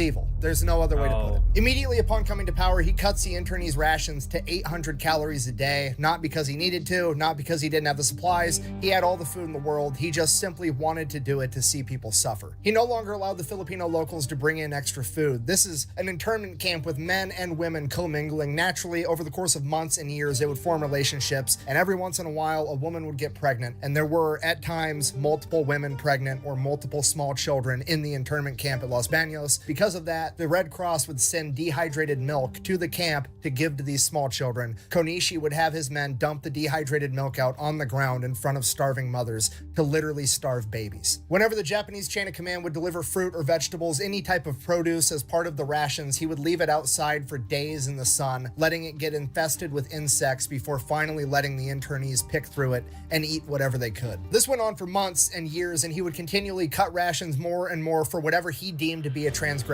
until the internees were eating only 400 calories a day. And as if starving thousands of people wasn't bad enough, Konishi would constantly taunt them the entire time, never letting them forget that the only reason they were in this condition was because he said so. On one occasion, he told the men that he had 100-pound bags of rice in a storage building across camp, and that they could have it if the men would carry it over to the barracks and they could cook it and eat it. So the men that had been starving and lost a third of their body weight go across camp, carry 100-pound bags of rice into the rest of the camp for the women and the children and themselves to finally be able to eat, only for Konishi to tell them that he had changed his mind and that they needed to take the rice back or he would shoot them. And then they took the rice back and locked it away. Over time, all of the internees began starving to death and showing symptoms related to it, whether it be parasites from eating things they shouldn't be eating, a malnutrition disease known as beriberi, dysentery, or scurvy. Dr. Nance and the Sacred 11 were doing everything they could to help everybody, but ultimately, they too were starving to death. There's a lot of different accounts of how bad it got at Los Baños, but the one that stands out the most is when a Catholic priest told everybody that the only way to get out of this now was with the help of God, and that they all needed to pray. And one of the nuns there said that if they were going to get out of this alive, God was going to have to send the angels to come get them. YouTube Premium is ad-free YouTube and exclusive access to... Well, I'm intrigued. If this story does not end with this evil fucker not getting 5 between the eyes, or at least his head chopped off, or fucking something, I'm gonna be upset. Highly. February 1943, 1 month before Los Baños. Because this is like in the 40s, bro. This is still pretty far back to where you could get away with shit like that. Today, you know, you got bureaucracy. Back then, that's an easy fucking, let's go in there, chop this fucker's head off or something. Let's see. I hope that's the case. I hope they go in there with, what is it? What's the word I'm looking for? With malicious intent, while obviously still saving lives, because there's a lot of civilians. You don't want to fuck that up either. But would receive its first internees, the United States military activated a new unit, the 11th Airborne Division, aka the Angels. And just for the record, that's not me trying to be cute calling them the Angels because it makes my story go good. That's their actual nickname, and they got it for a completely different reason from anything to do with Los Banos. So the training of the 11th Airborne Division is extremely important, and that is because General Eisenhower is not impressed with how airborne units have performed in North Africa and Sicily so far, and he thinks that airborne divisions just don't need to exist anymore. No division-sized element of airborne should be a thing. He doesn't think it's effective. We don't need them. Another general that he respects and that he actually went to West Point with and is known for his entire career by the name of Major General Swing disagrees, and he volunteers to go back and train the 11th Airborne to show how effective an airborne division can be. So Major General Swing comes back to America to stand up the 11th Airborne to show how good airborne units can be, and his selection process to get into his new unit is absolutely brutal. The only men that make it through are star high school and collegiate level athletes. But Swing didn't just want a bunch of brawn, he also wanted brains. He made it a requirement that every single man in the 11th Airborne Division at its inception had to have a military IQ test score of 110 or higher. This meant that physically and intellectually, this entire division, from the leadership all the way down to the lowest ranking private, were all qualified to go to officer candidate school, both mentally and physically, which is absolutely crazy. Swing only wanted the best of the best, and he actually got in trouble for kicking back so many recruits because they didn't meet his standards to be in the 11th Airborne. Literally building a fucking A-team division.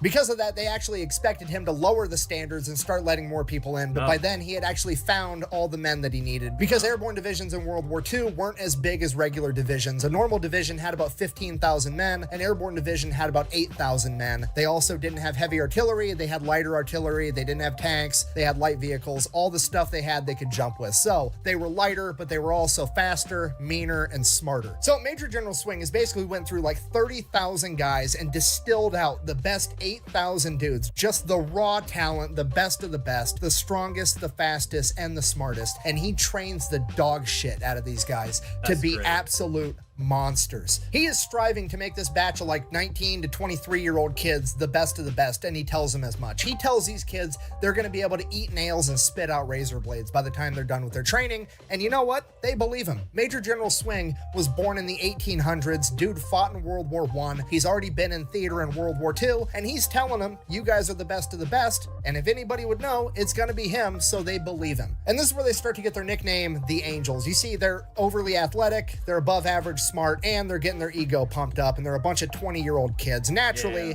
when they go out on leave, they're going to be rowdy. If these guys aren't training to kick ass, they're partying. These guys are going out, getting hammered, getting in fights, getting thrown in jail every chance they get. They start fucking with the chain of command, thinking it's funny. At one point, they actually prank Major General Swing. You got to realize, General Swing is born in the 1800s. The dude fought in World War I. He's the old guy, okay? He's old school military officer at this point. And those old school military officers all played polo. That was like the boys club thing. That was like what golf is now, right? And they went out and they stole Major General Swing's polo horse as a joke. And then there was also that time that they got in trouble for spear hunting for pigs using their bayonets mounted on their M1 Grand so that they could have a barbecue. The 11th Airborne guys got in so much trouble so often that it became a running joke, kind of, sort of, not really a joke, an actual point of conversation in the morning officers meeting on Monday. First order of business, how many of our little angels woke up in jail this morning? And that's where they got the nickname, the Angels. And to be fair to the 11th Airborne, they weren't unique in being this rowdy. This is pretty much standard behavior for all airborne units in World War II, whether people are willing to admit it or not. I mean, for example, later in the war, I'd like to attest that when I served, it was still standard for airborne units because I served with the airborne unit. It was still like that. I had a buddy go and pick a fight with the biggest, tallest, heaviest MP that I had ever seen. He was huge, man. Huge. And he picked a fight with him. And he got his ass whipped, man. I don't know what to tell you. Like, I'm not jumping into a 1v1, man. You picked that. You picked that, you deal with it, he dealt with it, he got fucked up. It just happens, but Anyways. Or the 82nd Airborne was on leave over in France, and they got so rowdy that the US military had to send out a special military police unit just to get them under control. So yeah, paratroopers are always kind of wild, but back in World War II, they were exceptionally wild. But as it turns out, when your job is to lead the way into armed conflict riding a fucking kite, that's exactly the type of guy you want doing the job, a dude that gets a little bit rowdy. Speaking of kite, that does actually kind of make the 11th Airborne a little bit unique, because you could argue that they are the most airborne unit of World War II, and that is because Major General Swing made every single man in the 11th Airborne Division double certified in both parachute and glider infantry. Okay, everybody knows what parachute infantry is. We've all seen Saving Private Ryan. We've all seen Band of Brothers. It's the guys that jump out of a plane with a parachute, right? That's easy. What a lot of people have never seen before is a military glider, and I have no idea why. If I had to guess, I would assume it's because it's hard to replicate for Hollywood inside of a movie, but they were real and they're absolutely badass. It's basically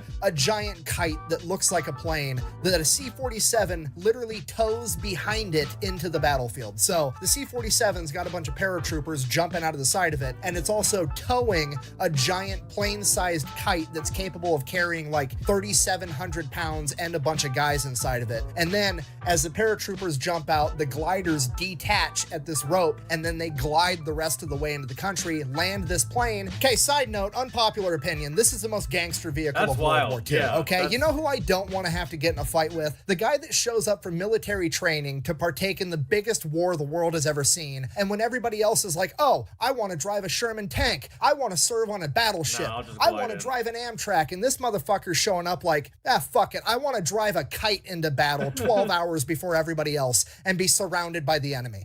Fuck that. Sorry, I'm getting sidetracked. The point I'm trying to get to is A, gliders exist and they're cool, in case you didn't know that, and B, Major General Swing makes the entire 11th Airborne Division. Color me fucking educated, because I had no idea that was a thing at all, in the slightest.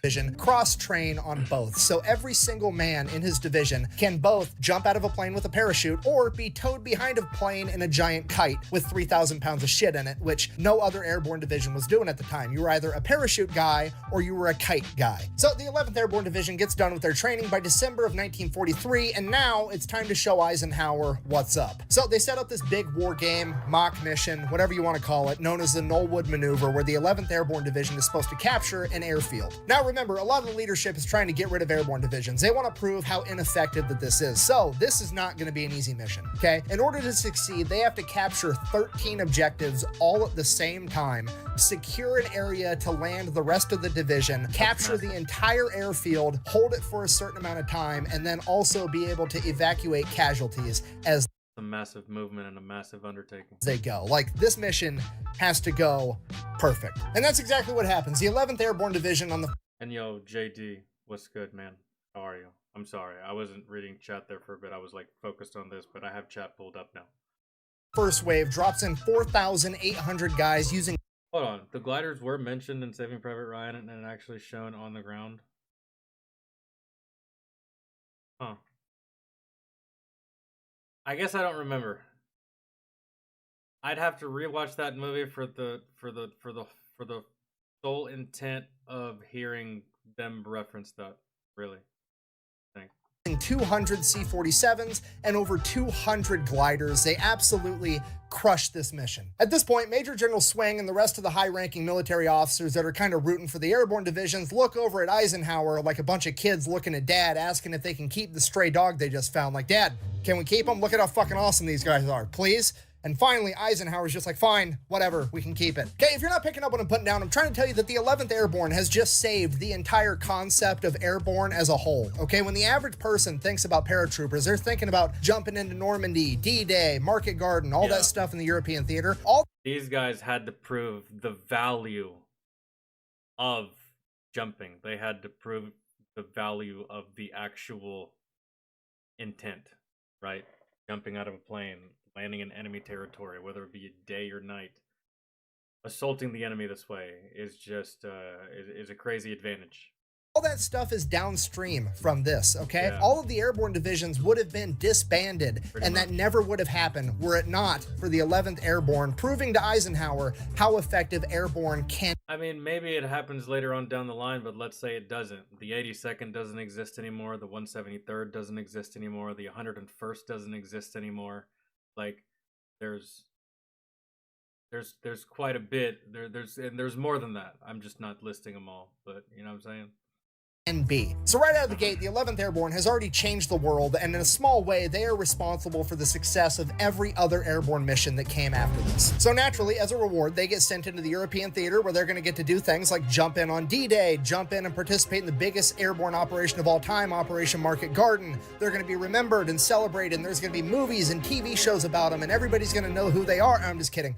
They get the distinct honor of getting sent in as the only airborne division to go into the Pacific Theater, and most people have absolutely no idea who they are, and they're never talked about ever. But we're fixing that shit today. So they make their way over to the Pacific Theater, and the first place they wind up is in New Guinea, and unfortunately, at this point in time, Hold on, I couldn't even hear it over my own self speaking. Absolutely no idea who they are, and they're never talked about ever. But we're fixing that shit today. So they make their way over to the Pacific Theater, and the first place they wind up is in New Guinea, and unfortunately at this point in time there's a little bit of a lull in the combat because the US military is gearing up for the invasion of Leyte, and until then the 11th Airborne is just kind of in New Guinea, and they're tasked with basically unloading cargo ships at this big dock to help with the war effort because there's really no asses to be kicked right now. Now the 11th Airborne guys are not very happy about this. You gotta remember, the bunch of 20-year-old young men been training their ass off for the past year to get ready to go into a fight, had their ego pumped up by their chain of command, and now they finally make it into war, and their job is to unload a bunch of cargo ships. They're I'd be upset. pretty disappointed. So to make themselves feel better, they steal shit. I mean, strategically transfer equipment to an alternate location, and by alternate location, I mean to their campsite. And when I say equipment, I mean pretty much anything and everything that's cool. They take it as theirs. Literally entire crates of Colt 45 1911s, booze, cigarettes, good food. They're stealing entire Jeeps and vehicles and using them at their camp. And nobody's really saying anything. Stealing still happened in modern combat, by the way. Just FYI. I can confirm that for you. To them, and they're getting away with it, so they get a little bit bolder, and eventually they're like, fuck it, we're just gonna steal the generator for the dock, and we're gonna take it back to our camp and wire up our camp so we have electricity. So that's what they do. They steal the generator, bring it over to camp. General Swing catches them, and he's like, no, you guys can't be stealing that generator. Or at least you can't wire up your tents. You're going to use it to wire up my tent. And they have to go wire up General Swing's HQ building, and he uses the electricity. Now, at this point, the guy that's actually in charge of the dock goes over to General Swing's quarters to where the 11th Airborne are, and he's like, your guys are stealing fucking everything. They need to stop. I need my generator back. At which point, Swing gets in a huge argument and says the famous line, my angels would never do that, thus cementing in their nickname, the Angels. Shortly after that, the 11th Airborne would get orders that they were going to partake in the invasion of Leyte, and they would have to leave a bunch of their stolen goods behind. An MP unit came in to clean up their camp and reported back that there was an entire parking lot of stolen vehicles there. How'd that get in there? My neighbor Brian was like, yo, where'd you get this knife? I'm like, stealing cars? I see you talking about bespoke all the time. Is it worth it? You tell me. So, Battle of Leyte. Like, dude, we were very smart. You gotta pick and choose who you steal from. That's just like, but cars? Where the fuck? We talked about this last week with the 77th Infantry, aka the Old Bastards. They were there as well. But if you don't remember, or if you didn't watch that video, basically the Japanese government has come out and said that they are going to make the Battle of Leyte a decisive battle in the war. They are throwing anything and everything they have at this fight to not lose this island. Basically, the American forces have one half of the island, the Japanese forces have the other half, and they're both being resupplied on their back ends and fighting in the middle, trying to claim this island. Eventually, the 77th Infantry Division would be sent around the backside of the island to make an amphibious landing and take over Ormoc Bay, which is where the Japanese were getting their resupply from, cutting off the enemy supply lines, while the rest of the Army and Marine units held the line, including the 11th Airborne, and continued to fight. The 11th Airborne Division and every other unit that fought at Leyte sustained heavy casualties, but for every single Angel that fell on that battlefield, he took with him 45 enemy soldiers. After claiming victory at Leyte, the next objective to take is Luzon, the main island in the Philippines, with the capital of Manila and the Los Baños internment camp. With this being the main island, there's no doubt that the Japanese are looking to make this a decisive battle as well. Luckily, 3 months prior to this, MacArthur had already sent someone to begin prepping the stage for an American victory at Luzon. Now, rewind like 5 months prior to the Battle of Leyte, and MacArthur is still headquartered back in Australia, and he finds out that there are a bunch of guerrilla groups all over the Philippines, especially on the main island of Luzon. Now, these guerrilla fighting units kind of operated like gangs. Each one had their own little chunk of territory, and they all weren't very friendly with one another because they were all kind of competing with one another to get aid from the US military to be able to fight the Japanese better. So they were very disorganized. No, I did not get issued that pistol, nor did I get issued that rifle. I was issued an M4 for one deployment and an M16 for the other deployment. Officers carried the M9 or some version of a pistol. They also had a rifle, but unless they were actually on a foot patrol or on a convoy, they didn't actually carry their rifle. They just carried their service pistol. Me and all my friends, we didn't have pistols or none of that stuff. We didn't get those weapons. And the M17, maybe a scout would have that, or I don't know. Maybe a cavalry scout or a sniper. Some variation of a sniper might have that weapon, but not us. But some units were much more organized than others. So General MacArthur figures that if he can send somebody in there to help organize the guerrillas and then get them more supplies and more weapons, they'll be softening up the Japanese from the inside, so by the time the US forces reach Luzon, it won't be as hard of a fight as it needs to be. So he starts taking volunteers. Wait, we're still in like big picture mode. Do y'all want to go back to the normal one? Do y'all care?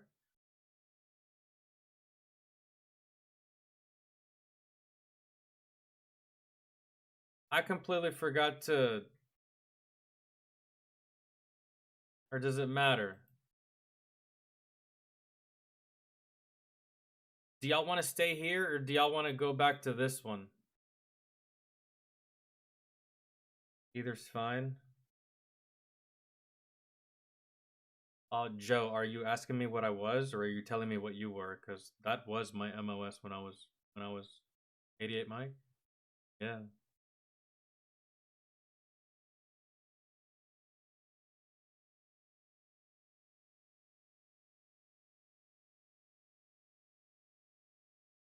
Guess what? So y'all do want to stay on this one? Okay, I feel like we can stay on this one. It'll be fine. I don't really feel like we need to be in that huge one for Battle Electrician. I feel like we're good here. So, alright. But y'all didn't say anything, so I'm assuming it wasn't bothering anyone. Hopefully this is fine with y'all. Starts poking around. Finally, he figures out the guy that he wants to send in, and it's this badass major by the name of Jay Vanderpool. So he takes Vanderpool, sends him off to do a bunch of training in like how to set up long-range communication, how to set up communication networks, basically the quick and dirty on how to be a fucking spy. So that training takes about 2 months. We are now 3 months away from the Battle of Leyte, and Jay and a couple of other guys are now going to get snuck into Luzon by submarine and dropped off on the island. They have one person they can link up with for a connection, but basically their standing orders are, and I quote, "Do what will best further the Allied cause." Signed, General MacArthur. Literally the top dog of the US military. The only person with more authority than General MacArthur at this point is the President of the United States, okay? This dude's orders are basically the golden ticket, the blank check of do whatever you want, just be a menace to the enemy. So, first order of business, he finds out who the best guerrillas on... I'd jizz myself if I ever got orders like that. Oh my Lanta. Luzon are, and it's this group called Hunters ROTC. It's ran by a bunch of ex-Filipino army guys that are actually coordinating their men like an actual military. They have a chain of command, they have order, they actually do military tactics, they are conducting legitimate guerrilla warfare, and they are fucking good. They've got 2,500 men, and they are a gigantic pain in the Japanese ass. So Jay needs to get linked up with them, get them more organized, and get them more supplies, more guns, more ammo, more food, more water, more everything. He needs to hook these guys up so they can be an even bigger pain in the ass. The problem is they're like 60 miles away on the other side of the island, and Jay is like a 5'10" white guy. All the other white people have been thrown in internment camps, and on top of that, he's wearing a US military uniform. The odds of him making it 60 miles through enemy territory on this island, not looking too great. So what's Jay gonna do? I mean, the meatheads are probably like, I mean, he could just walk there through the jungle, avoid the roads, don't go into town. He'll get there in 2 weeks. It'll be fine. He'll get the job done. Other people are like, he could probably, you know, pay somebody to drive him there in a trunk, smuggle him in. That would be an option. Jay Vanderpool is just like, nah, I'm going to go just complete gangster option. I'm going to walk to the nearest town, go to a payphone. I'm going to call up a fucking limo to drive me there. So that's what he does. He calls a valet service and some fancy black SUV comes pulling up and they're like, cool, give me a ride 60 miles away to wherever the Hunter ROTC people are. And the limo driver, SUV driver, whatever you want to call him, taxi driver is like, I don't want to give you Americans a ride. If the Japanese catch me, they're going to kill me. At which point Vanderpool and his guys are like, look, this SUV is taking me to where I need to go. You can take this stack of cash and give me your car, or you can take this stack of cash, you can drive me there, drop me off, and then you can keep your car.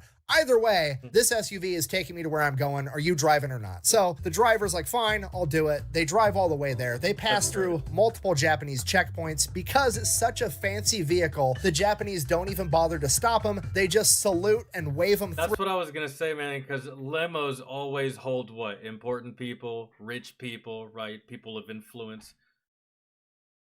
Sorry, but I don't know, man. I don't think, like, if you work at Target, I don't think you're taking limos everywhere. You know what I'm saying? It's just like, this is one of those things. So, yeah.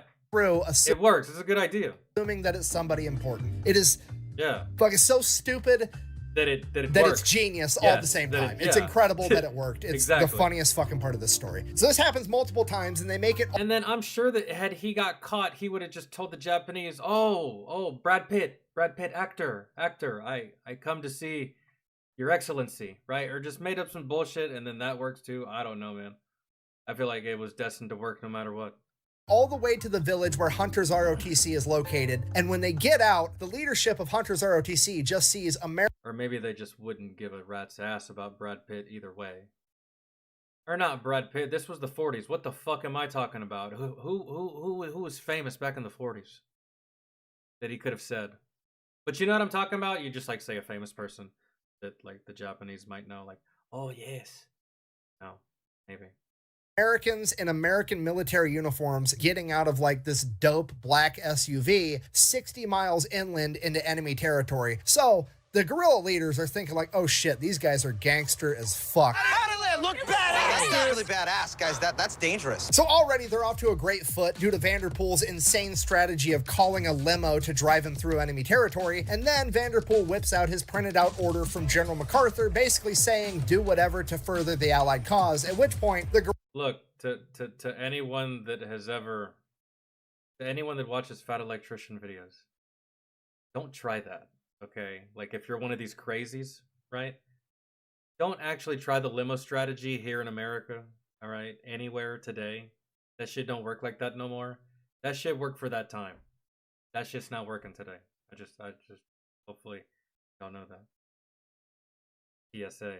guerrillas are just completely game to do whatever. They're more than happy to help in any way they can because they know who General MacArthur is, and this is their best shot at making a measurable impact to save their country. So Jay Vanderpool has been in Luzon for all of like 6 hours, and he is now essentially in charge of 2,500 men that are experts in jungle warfare. Now, these guys have been an issue the entire time, but they're so under-equipped that they weren't able to do as much as they could. Like, they're not living up to their full potential because these guys are going in and launching raids against the Japanese, and every guy has like 3 bullets in his gun because they just don't have ammo. Then they're whipping out their bolo knives and using those to fight the Japanese. Now, with Jay, he's gonna— oh my god, now to bring in the M60s and it's over. Be calling in and getting them new guns and a ton of ammunition so they can actually function like a guerrilla fighting force, and they are going to get escalated from, or at the very least, just man, more ammo, an issue to a fucking problem for the Japanese. Then over the course of the next 3 months, while the 11th Airborne is in New Guinea and fighting in Leyte, Vanderpool— is the M60 here or in another theater? I can't remember.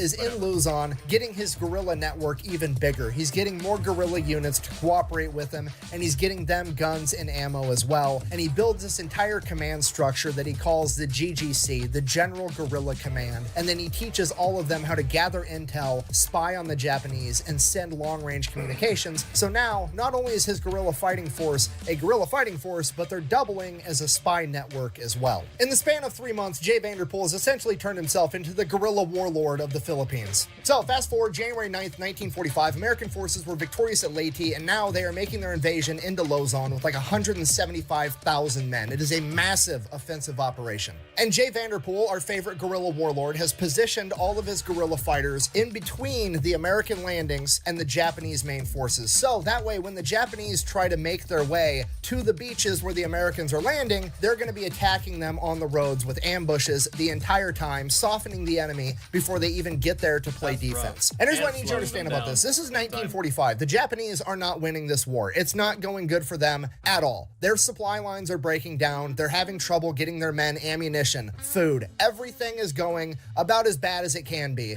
for the Japanese at this point in time. Okay. No, I never worked with any Marines. I worked with a couple of Air Force personnel, and I never worked with any Navy personnel. I saw them on deployments. Anytime you deploy, especially if it was to Afghanistan, you would sometimes find yourself going to the same places multiple times over and over again. So you see these people. I saw a couple of I would see Navy people and Marines, but I never actually did anything. I never trained with them at any point. I never interacted work-wise, military-wise with them, and they were definitely never on missions with me ever. I went on missions with a couple of Air Force people.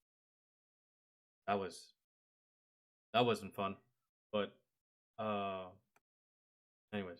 If you're not picking up what I'm putting down, I'm trying to tell you that the Japanese are now the ones that probably aren't going to have a whole lot of ammo, and now the guerrillas are being backed by America, the biggest unhealth care network the world has ever seen. They've got all the ammo on the planet. Well, well, well. How the turntables... Now, Jay Vanderpool, being the smart guy that he is, he knows this and he takes advantage of it. He has the guerrillas just start mag dumping everybody. He tells them, you guys have more ammo than them, abuse it. He even goes as far as to have the guerrillas start using an old school infantry tactic called marching fire, which is basically get a bunch of your guys, have them stand in a line and start walking towards the enemy with their rifles on their hip, and every time their right foot hits the ground, they fire. Now, this is like a World War I tactic, the theory being that you're both advancing and laying your own suppressing fire at the same time, obviously, as you were marching towards an entrenched enemy with machine guns. So the tactic never really worked that great. But in World War II, in this application, when the enemy's just out on an open road and they don't have enough ammunition to lay suppressing fire back, it worked out great. In addition to that, there was also a huge psychological factor, because you got to remember, Jay Vanderpool's like coordinating the guerrillas. I keep referring to him as the leader, but he's not actually in charge. The real guerrilla leaders could tell Jay Vanderpool to get fucked at any point in time, and he would have no other choice but to do so. And the reason I'm bringing this up is I'm trying to get the message across to you that these Filipino guerrilla fighters don't really give a shit about the Geneva Convention. They've never even heard of her. Believe me, you would much rather come toe-to-toe with the American military at this point in time, because these Filipino guerrillas were not... I hate that he said that, but he's right. He's right.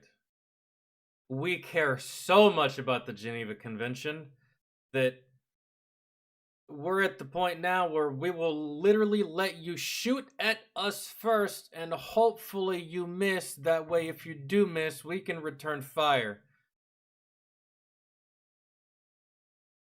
How fucking sad. Not taken prisoners, and they were not messing around. They are experts in jungle warfare, and they do not like the Japanese. The Japanese have been extremely cruel to the Filipino people for the last 3 years of the occupation, and they are out to get straight up revenge. Like, if you get shot injured going up against the Filipino guerrillas, you weren't injured for very long, because as soon as you hit the ground, the bolo knives are coming out, and these guys are looking at you like my wife looks at Amazon packages, okay? And every single time I bring something like this up, I get this in the comment section. Buh! That's a war crime. Buh! To which I mean, yeah, sure, I guess, but I mean, what do you think is going to happen? Because you say it with this conviction like you think RoboCop is going to descend from the heavens and enforce justice. Because I hate to break it to you in your fragile worldview, but guess how many Filipino guerrillas got convicted of war crimes after World War II? Absolutely fucking zero. Okay, now look, I'm not saying that's right. I'm just saying that it. No, I'm saying, me personally, that's great, because. Oh, at the end of the day, bro, it's combat. Now, I draw the line at killing innocent women and children. You start doing that, man, fuck you. I don't care what war you're fighting. You're off the reservation. But simply just being cruel to your enemy when you know good and goddamn well your enemy would be just as cruel to you if the turns have tabled. You know what the fuck I'm talking about? Yeah, nah, I'm not gonna be empathetic and soft to be like, no, bro, I'm decimating you, man. And on top of the fact that you've been fucking us up, no. And now we have more ammo, and now you can't actually fuck on, like, no, yeah, see, but war crimes. Always spoken by people who have never actually done it. Not war crimes, I mean, served. It's just happened. And to be honest with you, I'm not that upset about it. I mean, we've all seen those situations, right? It's not appropriate to punch somebody in the face, but also, if you're at the bar with your wife and some dude walks up, smacks your wife on the ass and says, hey, sweetheart, how would you like to go home with a real man? And you turn around and punch that motherfucker in the face, he kind of deserved it. And if you don't like that, that's fine. We can agree to disagree. But guess what? The good news in all of this is it's easily avoidable. All you have to do is not invade the Philippines and then go out of your way to be evil and cruel to all the locals for no fucking reason. And this probably won't happen to you, okay? Simplest concept in the world. I know a lot of people struggle with it. It's called El fuck aroundeth, El find outeth. You know? Right? Said it with my Shakespeare accent, right? For those of you who are cultured. And then you want to talk about war crimes. Like, bitch, there was a crime already happening, and where were you? Where were you? The crime was happening, and where were you talking about war crimes? Nowhere. It wasn't up until we started defending ourselves that you were just like, nah, shut the fuck up. Get the fuck out of here with your goddamn disingenuous ass behavior. Nah, we don't like people like that. Fuck people like that. That's annoying, man. And on top of that, stop telling us how to do our goddamn job. Please, at the end of the day, if you're not actually going to lace up the boots, sweetie. Struggle with it. I'm going to say it real slow. Don't fuck around and you won't find out, okay? I hope that this lesson is helpful.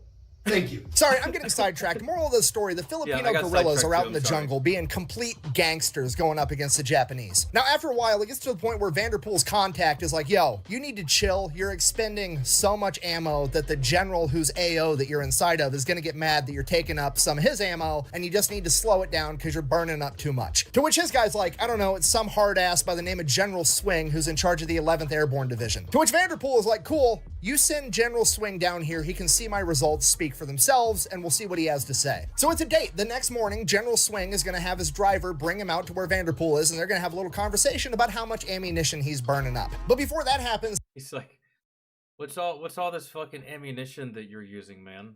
He's like, I hear you, but look at all the killing I'm doing. I hope that it comes to that. That'd be great. That night, the guerrillas set up guarding a particular road, and as it would happen, right at dusk, an entire Japanese battalion comes marching down this road, advancing towards the American lines. The guerrillas launch an ambush and wipe out the entire battalion, 1,000 men. I was literally about to tell you how much that was, bro. 1,000. Oh my god. So the next morning, General Swing comes battalion, just like that, gone. Battalion. That's... You know how unfathomable that is to me? At least for the theater that I was in, not so much this one. Very fathomable here, but god damn. Couple of dudes too. That's all it took. That's all it takes sometimes, man.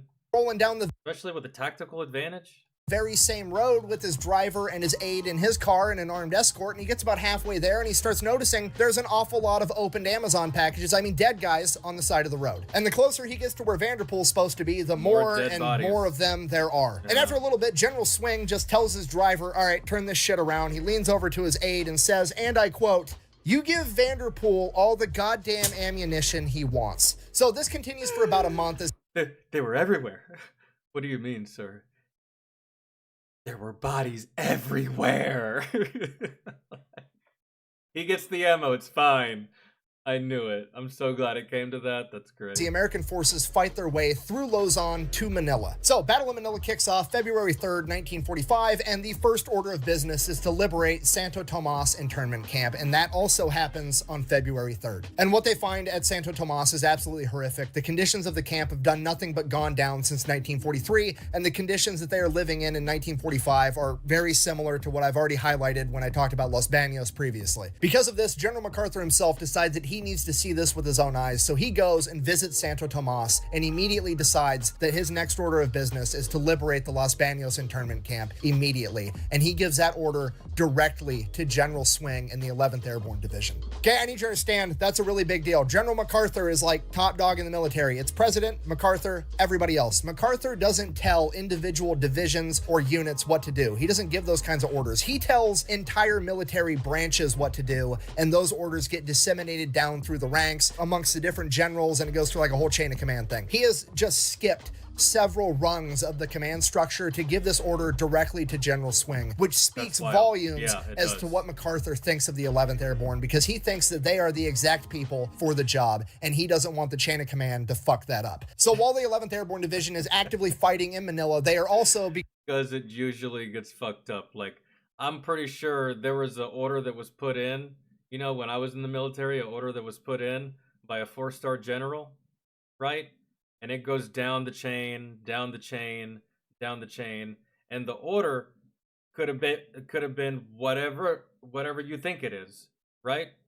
So think of any kind of order that a general could give. Let's say that the general says, make sure that the soldiers' living spaces are clean, right? That's the order that the general gave, right? And this is the equivalent to when I was in, right? And I just assumed that this is probably what happened. He gives this order, right? And then it goes down the chain, down the chain, down the chain, down the chain. And it finally gets to my first sergeant. And my first sergeant has us in the motor pool mopping concrete. So I kind of think of it as like that, right? And yeah, he didn't want that to happen.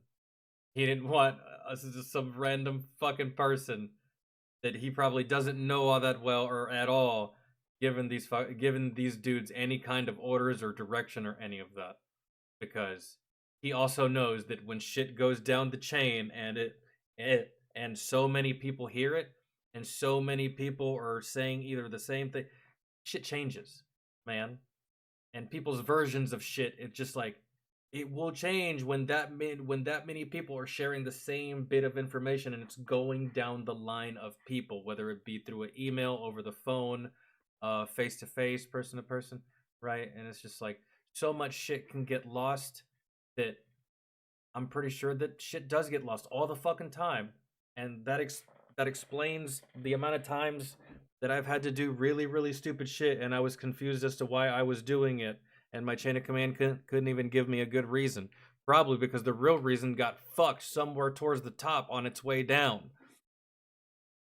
In the process of the dissemination, in the process of the dissemination of information, and it's just like, bruh. Anyways, let's continue. Beginning to make preparations to somehow rescue an internment camp that is 40 miles away. Upgrade to Dove Men for skin that feels nourished. So right out of the gate, Vanderpool sends a bunch of guerrillas over to Los Baños. They're going to be living in the jungle 24/7, keeping an eye and keeping tabs on the internment camp and reporting back any intel they have. In addition to that, the guerrillas also have standing orders to make an emergency attack and try to save as many internees as possible if they need to. The reason for that is because there's a pretty big and pretty legitimate concern that if the Japanese are going to abandon that internment camp, that they would try to execute all the prisoners first. And in the unfortunate event of that happening, the guerrillas have the orders to attack and try to save as many people as possible. Now, with the planning of this mission, bear in mind that the 11th Airborne is still fighting actively in the Battle of Manila, and while that's going on, they're also trying to plan this mission, and this mission is seemingly impossible. Now, the planning of this mission is done by a young officer in the 11th Airborne known as Henry Mueller, and his plan is absolutely genius. Okay, so here's the initial problem. Los Baños is 40 miles behind enemy lines, and there is an entire infantry division between the Americans and this internment camp, approximately 10,000 Japanese soldiers known as the Tiger Division. coming. So if the Americans launch a major offensive and try to punch through and destroy that division, they're going to radio back to Los Baños, and they're worried that that means that they're going to execute all the prisoners. So that's not really an option, meaning the only thing they can do is do an airborne operation where they jump in right on top of the internment camp. So Mueller starts getting intel back from the guerrillas, and they have this hand-drawn map of the camp and the surrounding area, and there's this big-ass field about 1,000 yards away from the Los Baños internment camp, and it is big enough for them to be able to land an entire company of paratroopers there. But you still have the issue of the C-47s have to fly overhead, the company has to jump out of the planes, float down, land, get their shit together. Like a motherfucker's not gonna be able to hear you too, right? So yeah. And run as fast as they can 1,000 yards, get into the internment camp, and stop the guards. So they figure that at best, that's going to be about 15 minutes from the moment the paratroopers jump out of the plane to the moment that they're able to land, ditch their parachutes, grab their guns, and full assholes and elbows sprint all the way to the internment camp. That is still too long. That is 15 minutes where the Japanese have the opportunity to shoot as many people as possible. Yeah, dude, but I mean, fuck, unless y'all drop with some vehicles, you're expecting these fuckers to run 1,000 yards in 15 minutes with full combat gear? That's already a tall order in and of itself. Making it there is a miracle on its own. Easy solution. They're going to send in the 11th Airborne Division's recon platoon, which is like 11th Airborne Division is already above average. The recon platoon need to get them closer. Or with some vehicles. Is their best guys on top of it. They're going to send in their recon platoon. They're going to link up with 800 guerrilla fighters, and they are going to be sitting right outside of Los Baños. And the second the C-47s fly overhead, they're going to launch an attack, and they're going to fight the guards in the internment camp, meaning that the guards are going to have to take up all their time fighting them as opposed to executing prisoners, and give the airborne guys enough time to get there to reinforce them, and they can overrun the camp. So this mission is already crazy. There's a lot of moving parts, but Mueller just has to assume that everything goes according to plan, because from there, it gets even harder. So when we assume that this is all went according to plan, this means that the guards have all been... Because these guys that are airborne dropping, they're going to be running up on a firefight in progress. And bro, rolling up to a firefight in progress is rough. Taken care of, and there's now approximately like 1,100-ish soldiers there between the guerrillas and the American forces, and there's approximately 2,100 internees that are in their final stages of starving to death, and they now have to transport that 2,100 people 40 miles away, and they don't have any vehicles. So that in itself is a huge logistical issue, but then you have to also add on to the fact that there is 10,000 Japanese Tiger Division soldiers blocking the route to get back to where you need to go. So at this point, Henry Mueller is like, you know what? We're just going to do some gangster shit. We're going to drive our tanks through the biggest lake in the Philippines to get there. So in addition to the guerrillas and the recon platoon waiting in the bushes for their moment to attack, the paratroopers falling from the sky, there is also going to be an entire battalion of amphibious tractors, Amtrak. Bro, there was so much shit happening for this, good lord. Floating tanks that are going to drive across Laguna de Bay, the biggest lake in the Philippines, and then drive 2 miles further inland to hit up Los Baños, and then they are going to be the ones that smash through the gate, and they are going to pick up all the internees and drive them back across the lake into friendly territory. It's genius. The only problem at this point is that they don't have enough Amtraks to be able to load up everybody at the internment camp. So when the Amtraks do show up in Los Baños, they're going to load up all the kids, all the women, and the men that are the sickest and unable to walk the 2 miles to Laguna de Bay. Then the Amtraks are going to take off, drive/sail all the way back across the biggest lake of the Philippines, drop people off, turn around, head back across it again to go pick up everybody else. Yeah. And that's the problem, because while they're waiting with their backs to a giant... There's a full-scale assault firefight happening behind them, or adjacent to them, wherever they are. I can picture this in my head the way I explained it. Like, I'm literally picturing buildings, terrain, roads,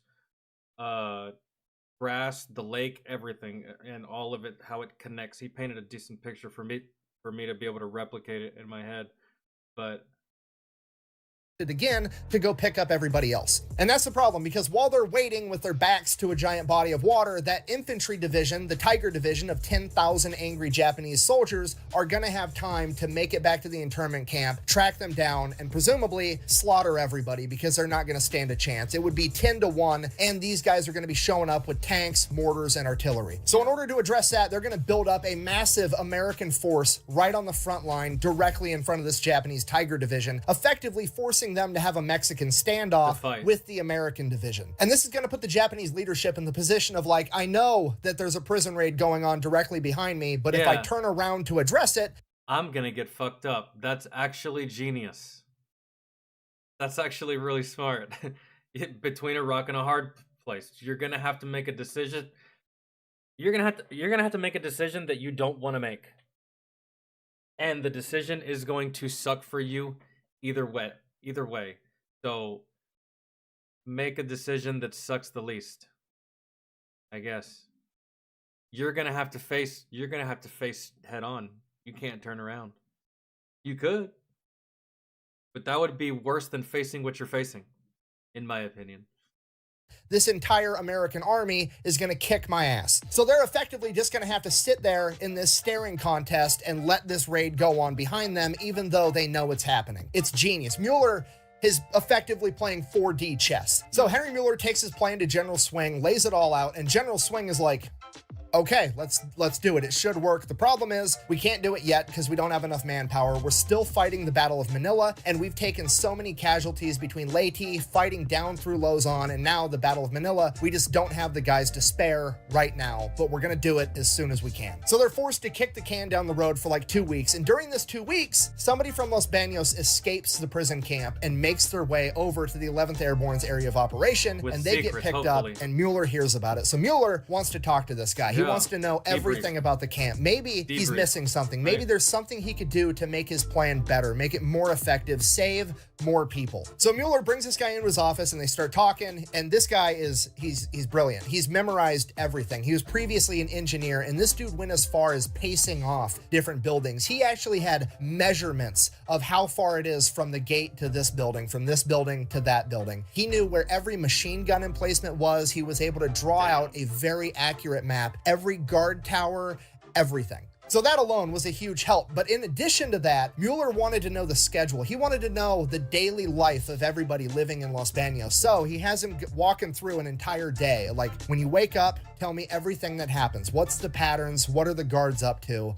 What's the deal? At this point, the gentleman informs Mueller that every single day it begins with most of the guards, like 99% of them, all but like 20 dudes that they leave at the guard towers, proceed to go lock all their guns in their barracks, and then they go out in the field next to the internment camp in their underwear and sandals and do calisthenics. They're out there doing stretches and push-ups and shit to stay in good fighting shape. To which Henry Mueller's like, fucking excuse me? You mean to tell me that if I time this mission right, I literally get to catch these guys outside of the internment camp in sandals and their underwear while they're tired and sweaty? I gotta go. He goes straight to General Swing's office and he's like, hey, we got to move up the timeline for this mission. The original schedule was that the paratroopers were going to be jumping out of the C-47s at 8 o'clock in the morning, and Henry is like, we got to bump that back. They got to jump out at 7 in the morning, right in the middle of these guys doing push-ups in their underwear. We're literally going to catch the enemy with their pants down. Now, the reason he had to go all the way to General Swing to get this approved was because before that, the earliest they could be there was 8 o'clock in the morning. The reason for that was because they wanted the C-47s to have the light of dawn to be able to take off, just because it's easier getting that many planes in the air when everybody can see and it's not dark out. But everybody pretty much agreed this is worth it. We're going to do it anyways. So that's the plan. The plan is set in stone. We just have to wait until we have the manpower to actually pull it off. And then several things happen. The first one being that a local farmer and fisherman is sailing his boat around Laguna de Bay, and he ends up seeing the Los Baños prison camp or prisoners from it somehow, and he reports back to the Americans how sickly and how poorly they are being treated. So that's number one. The secondary thing that happens is Vanderpool's guerrillas report back that the Japanese are digging a massive hole in the ground, a humongous trench, and at the top of it are machine gun emplacements, and everybody assumes the worst, that they are digging a mass grave. So that's it. Time to shit or get off the pot. We're doing this, and we're doing it right now. Get that big military force built up right in front of the Tiger Division so they can start their Mexican standoff. Get the recon platoon out in the jungle with the guerrillas and spool up the C-47s. And for the love of God, somebody turn on Fortunate Son while we do it. I don't care if it doesn't come out till 1969 and it's February 23rd, 1945. Just make it happen. Yeah, we can't do that.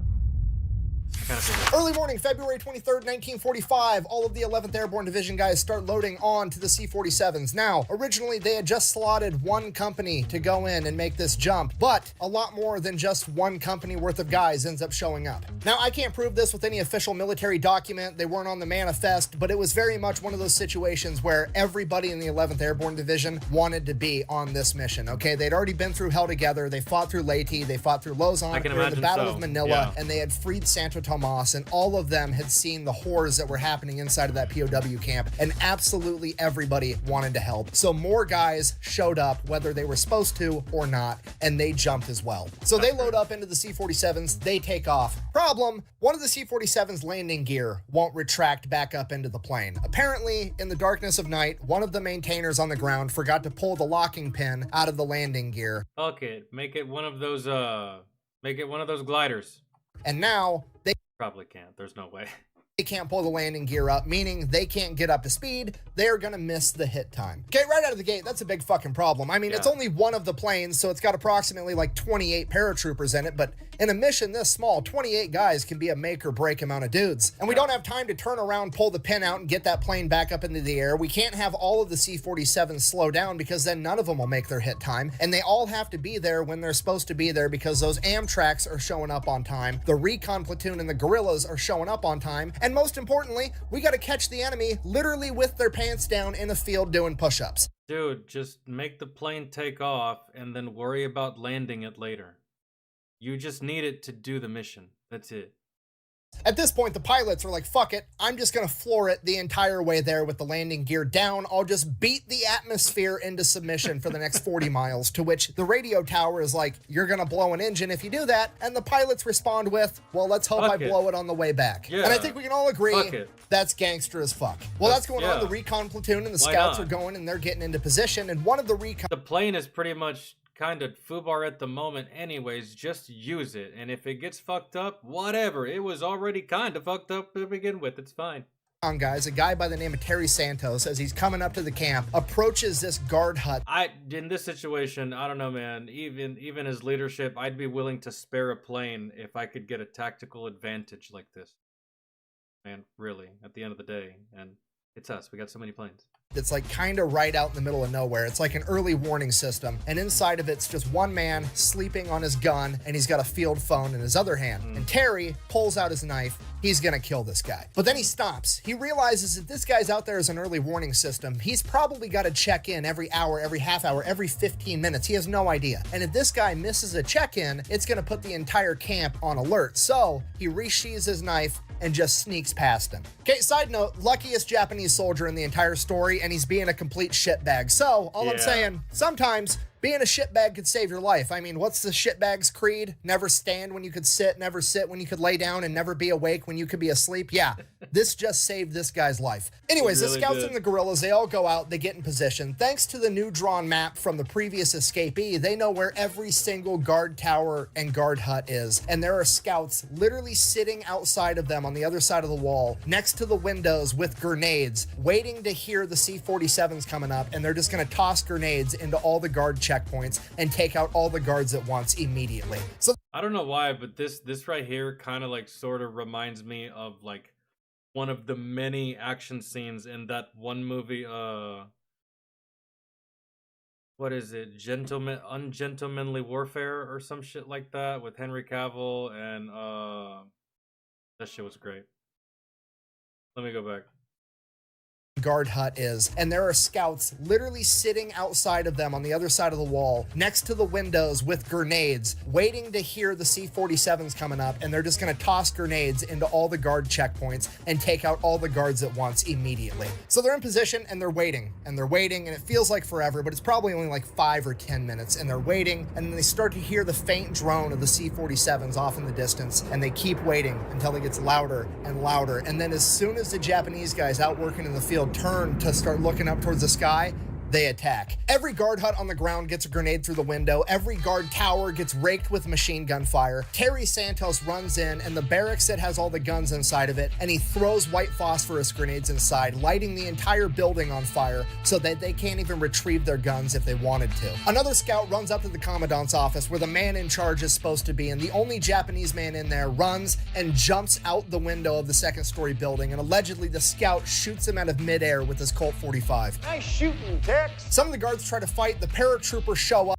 I'm willing to believe it. Fuck it. And all in all, this entire affair is quick, violent, and over, with somewhere between 70 and 80 of the Japanese guards being killed in action, and the remainder of them fled off into the wood line in their underwear and sandals. So it's going perfect. Everything is gone.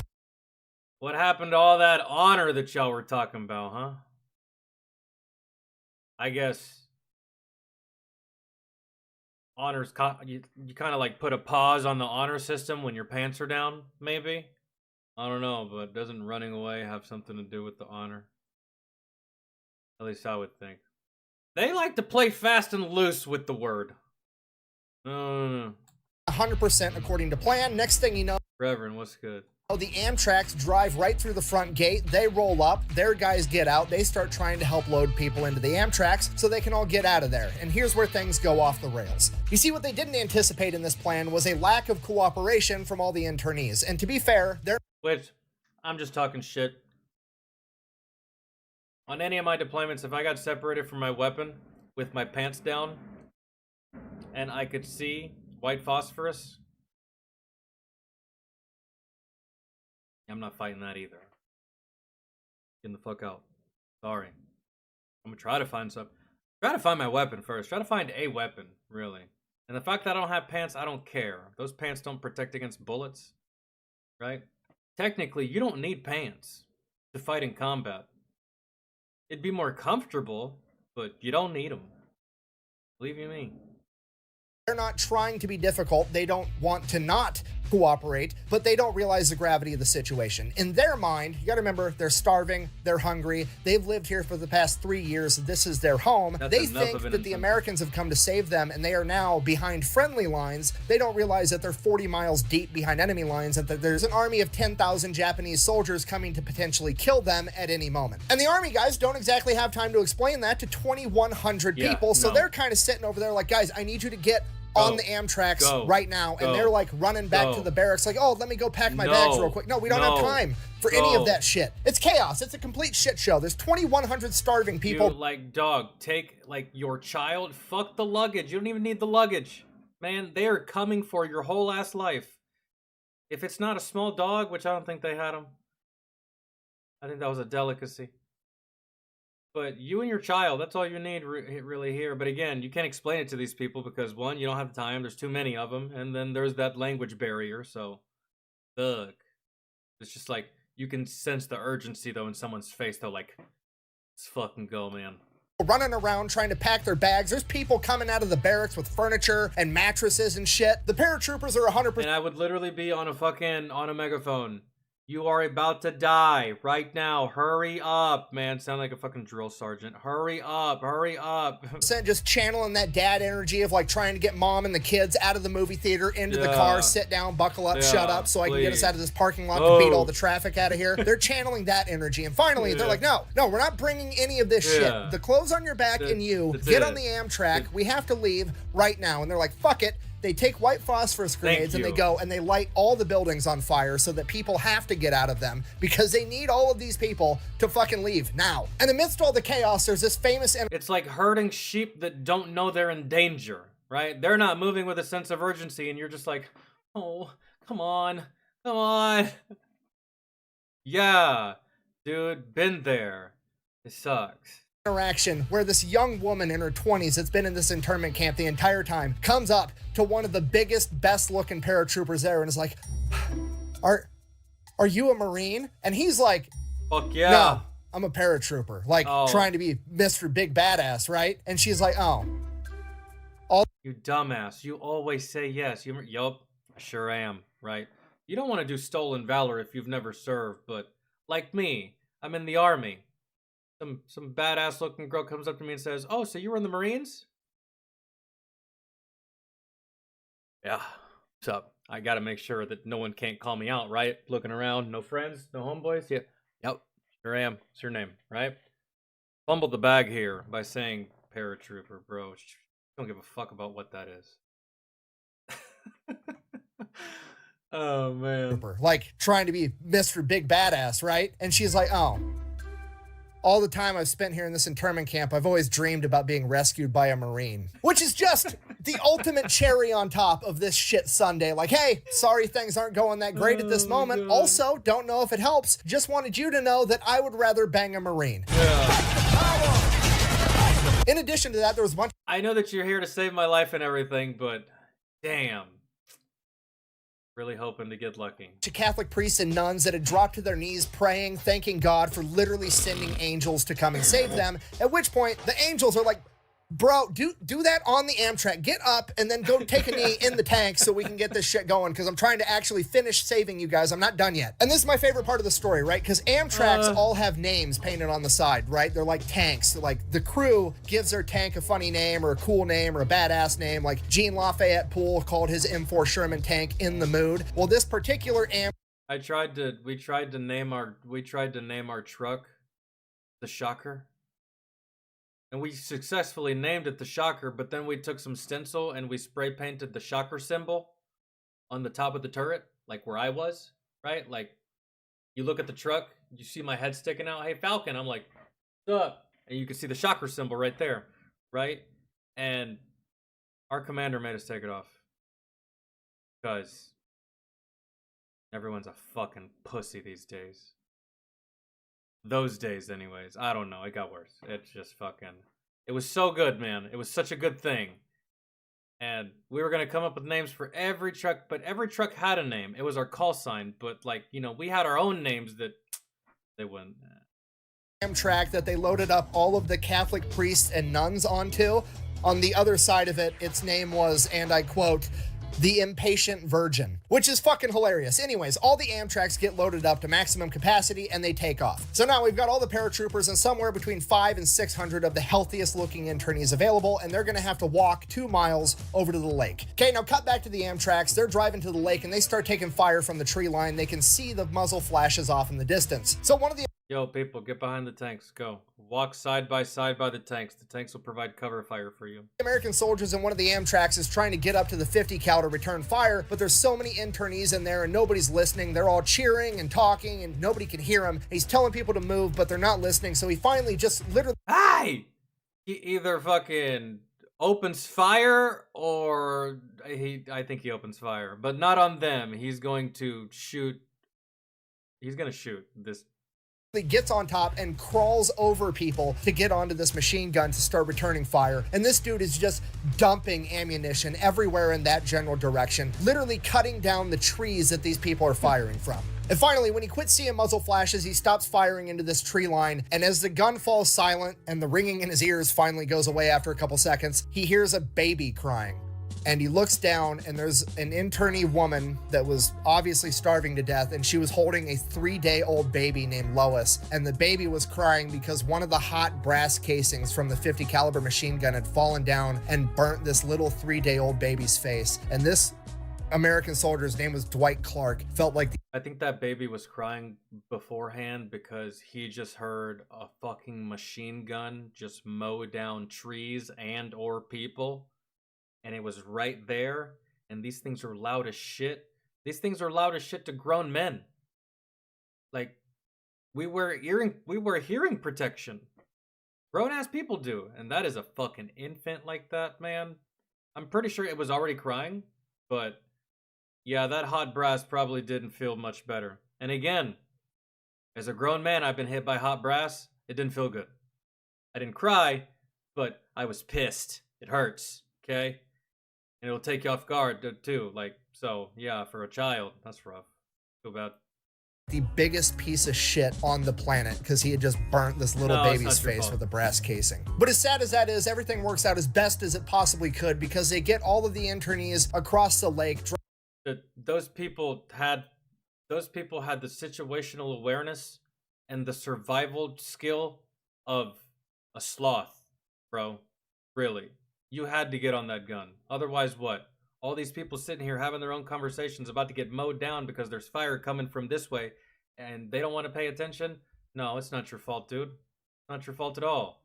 It's these people with the survival skills of dirt, right? It's like, no, you're there to do a job and they're literally in the way, man. Drop them off, turn back around, go pick up everybody else and bring them back safely. They got every single internee in Los Banos out of that camp. That's okay, good. worth mentioning, prior to this mission, the chain of command always sets parameters as to what's going to deem this mission a success. And this mission being successful was if they were going to be able to liberate 1/3 of the internees.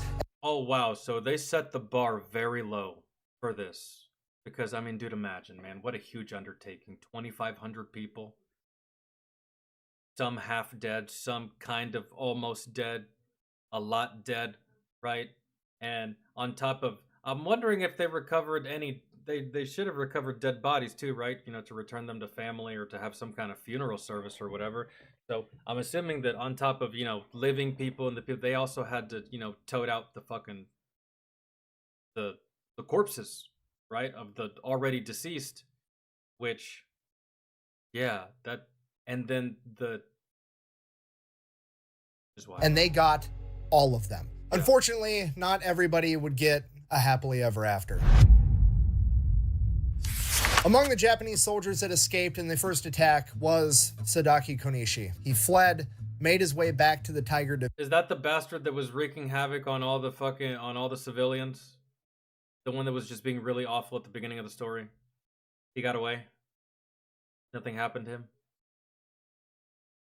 Division, at which point later on in the coming days he would convince the leadership of the Tiger Division to go back to the internment camp, and there was one village that was adjacent to it, and for whatever reason he decided that that village should pay the price for his embarrassment because apparently they would have had something to do with it, surely, even though they really didn't. More or less, the entire village was burnt to the ground and they killed everyone for the crime of simply existing near the site of their embarrassment, even though they had. Hey, that's exactly what happened to the village that I used to patrol whenever I was deployed.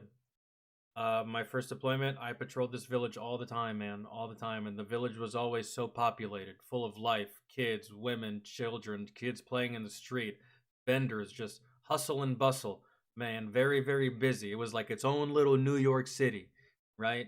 Just like very, very busy at all times. And even at nighttime, I mean, it was quiet, but there was still a lot of stuff going on, right? And fast forward to my second deployment where I'm like, I don't know, 11, 12 months removed from being in this village. And it's burned to the ground, bro. Everyone died. Everyone got killed. Everybody. Men, women, children, everything got burned to the ground. Like, there was no standing structure. I could, like, see through the whole village. It was wild. I was just like, oh, that was a waste of time. All right, good. Nice. I could have gone without seeing that, actually, because it's not that I was sad. I didn't feel bad for anybody there. It's just that I put so much time and effort into that, you know, and to just see it just like fall, just like almost in the blink of an eye, because that's what a year is really in the grand scheme of things. And especially in the grand scheme of combat, a year is like a blink of an eye.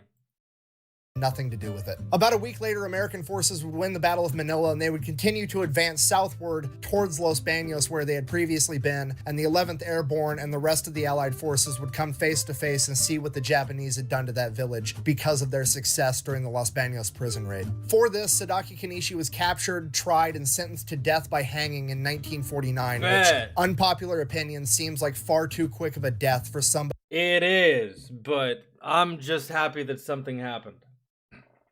Because far too many times we see terrible people just simply just straight up get away with terrible shit, and it makes you feel bad. Because, you know, somebody that is that evil, but I don't know, maybe I'm a bad person. But the good that came out of this was that over 2,000 internees that had been tortured and starved for over 3 years would finally get to return home and live happily ever after. The Sacred 11, the naval nurses that volunteered to go and help keep all of these people alive while also living under the same conditions, were all awarded the Bronze Star and are highly regarded as heroes. The 11th Airborne Division got almost no break from the combat as they can.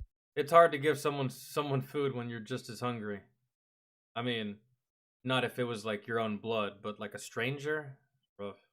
continued to finish clearing out the Philippines. The raid of Los Baños is considered to be the most perfect airborne operation that has ever been executed and is deemed I mean, technically it was air, land, and sea. If you think about it, I mean, they crossed that lake. I mean, that is a body of water, if you think about it, right? It was an attack on all three fronts of what makes our military great. Air, land, and sea. We dominate all of them. All of them.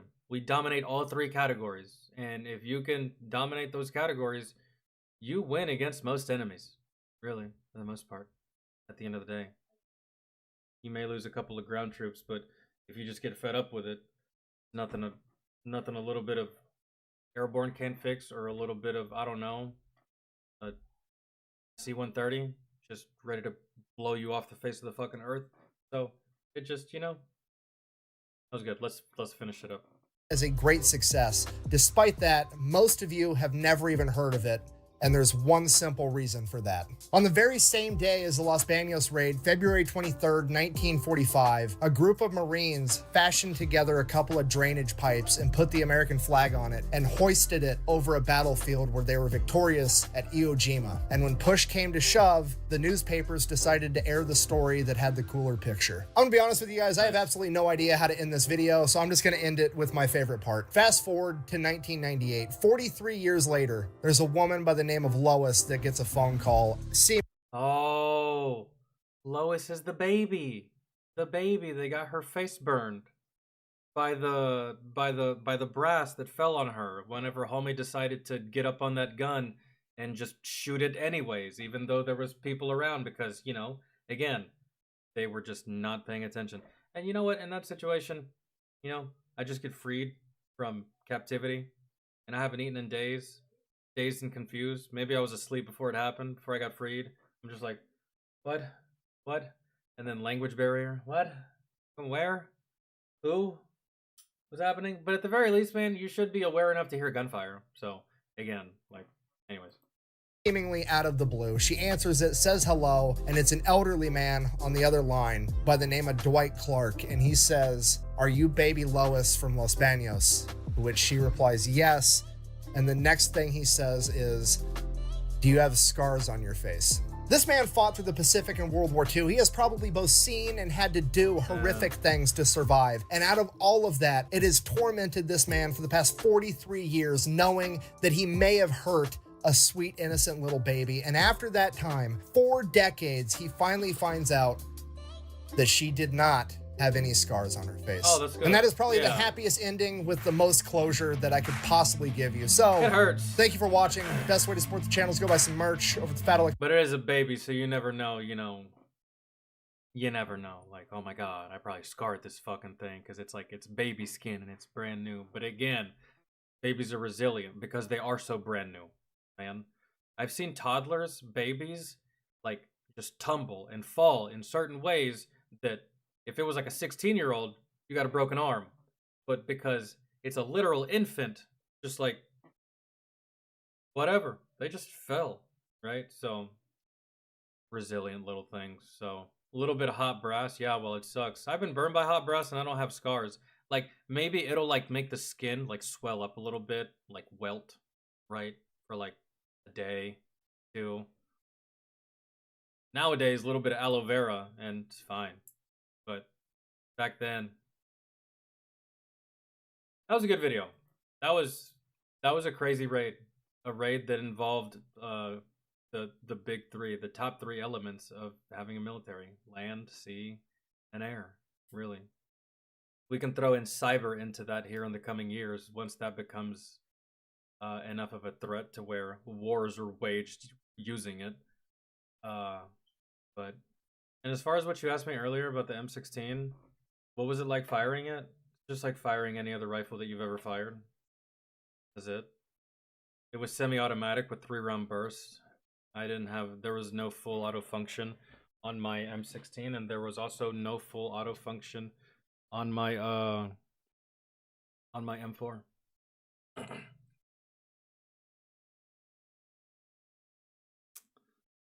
But when I had to use it, just depended. Sometimes I'd have it on semi, other times I'd switch it to burst. It just depended. I used the semi more than the burst because I just felt more comfortable with the semi and my trigger pull. When you do the burst, it's just I don't know. I don't know. At least not for the situations I was in. Some of them just depended.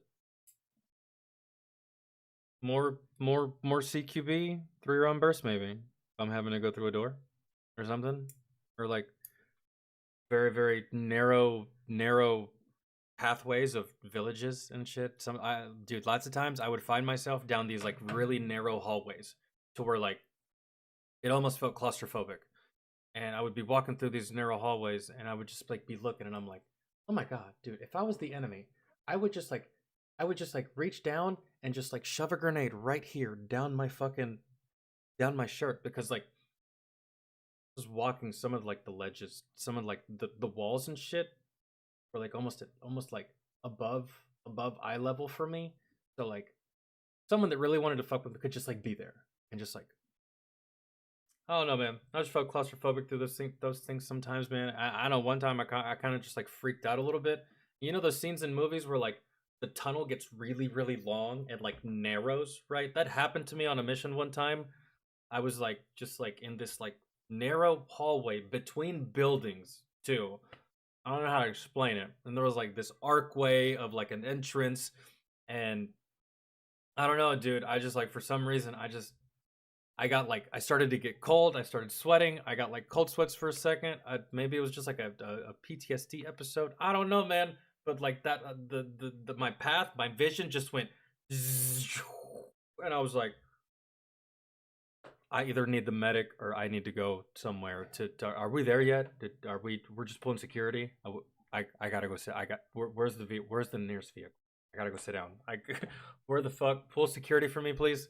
Holy shit. It was like, yeah, it was like 1 or 2 occasions where that happened to me. I was just like, I don't know what's going on, man. That's like,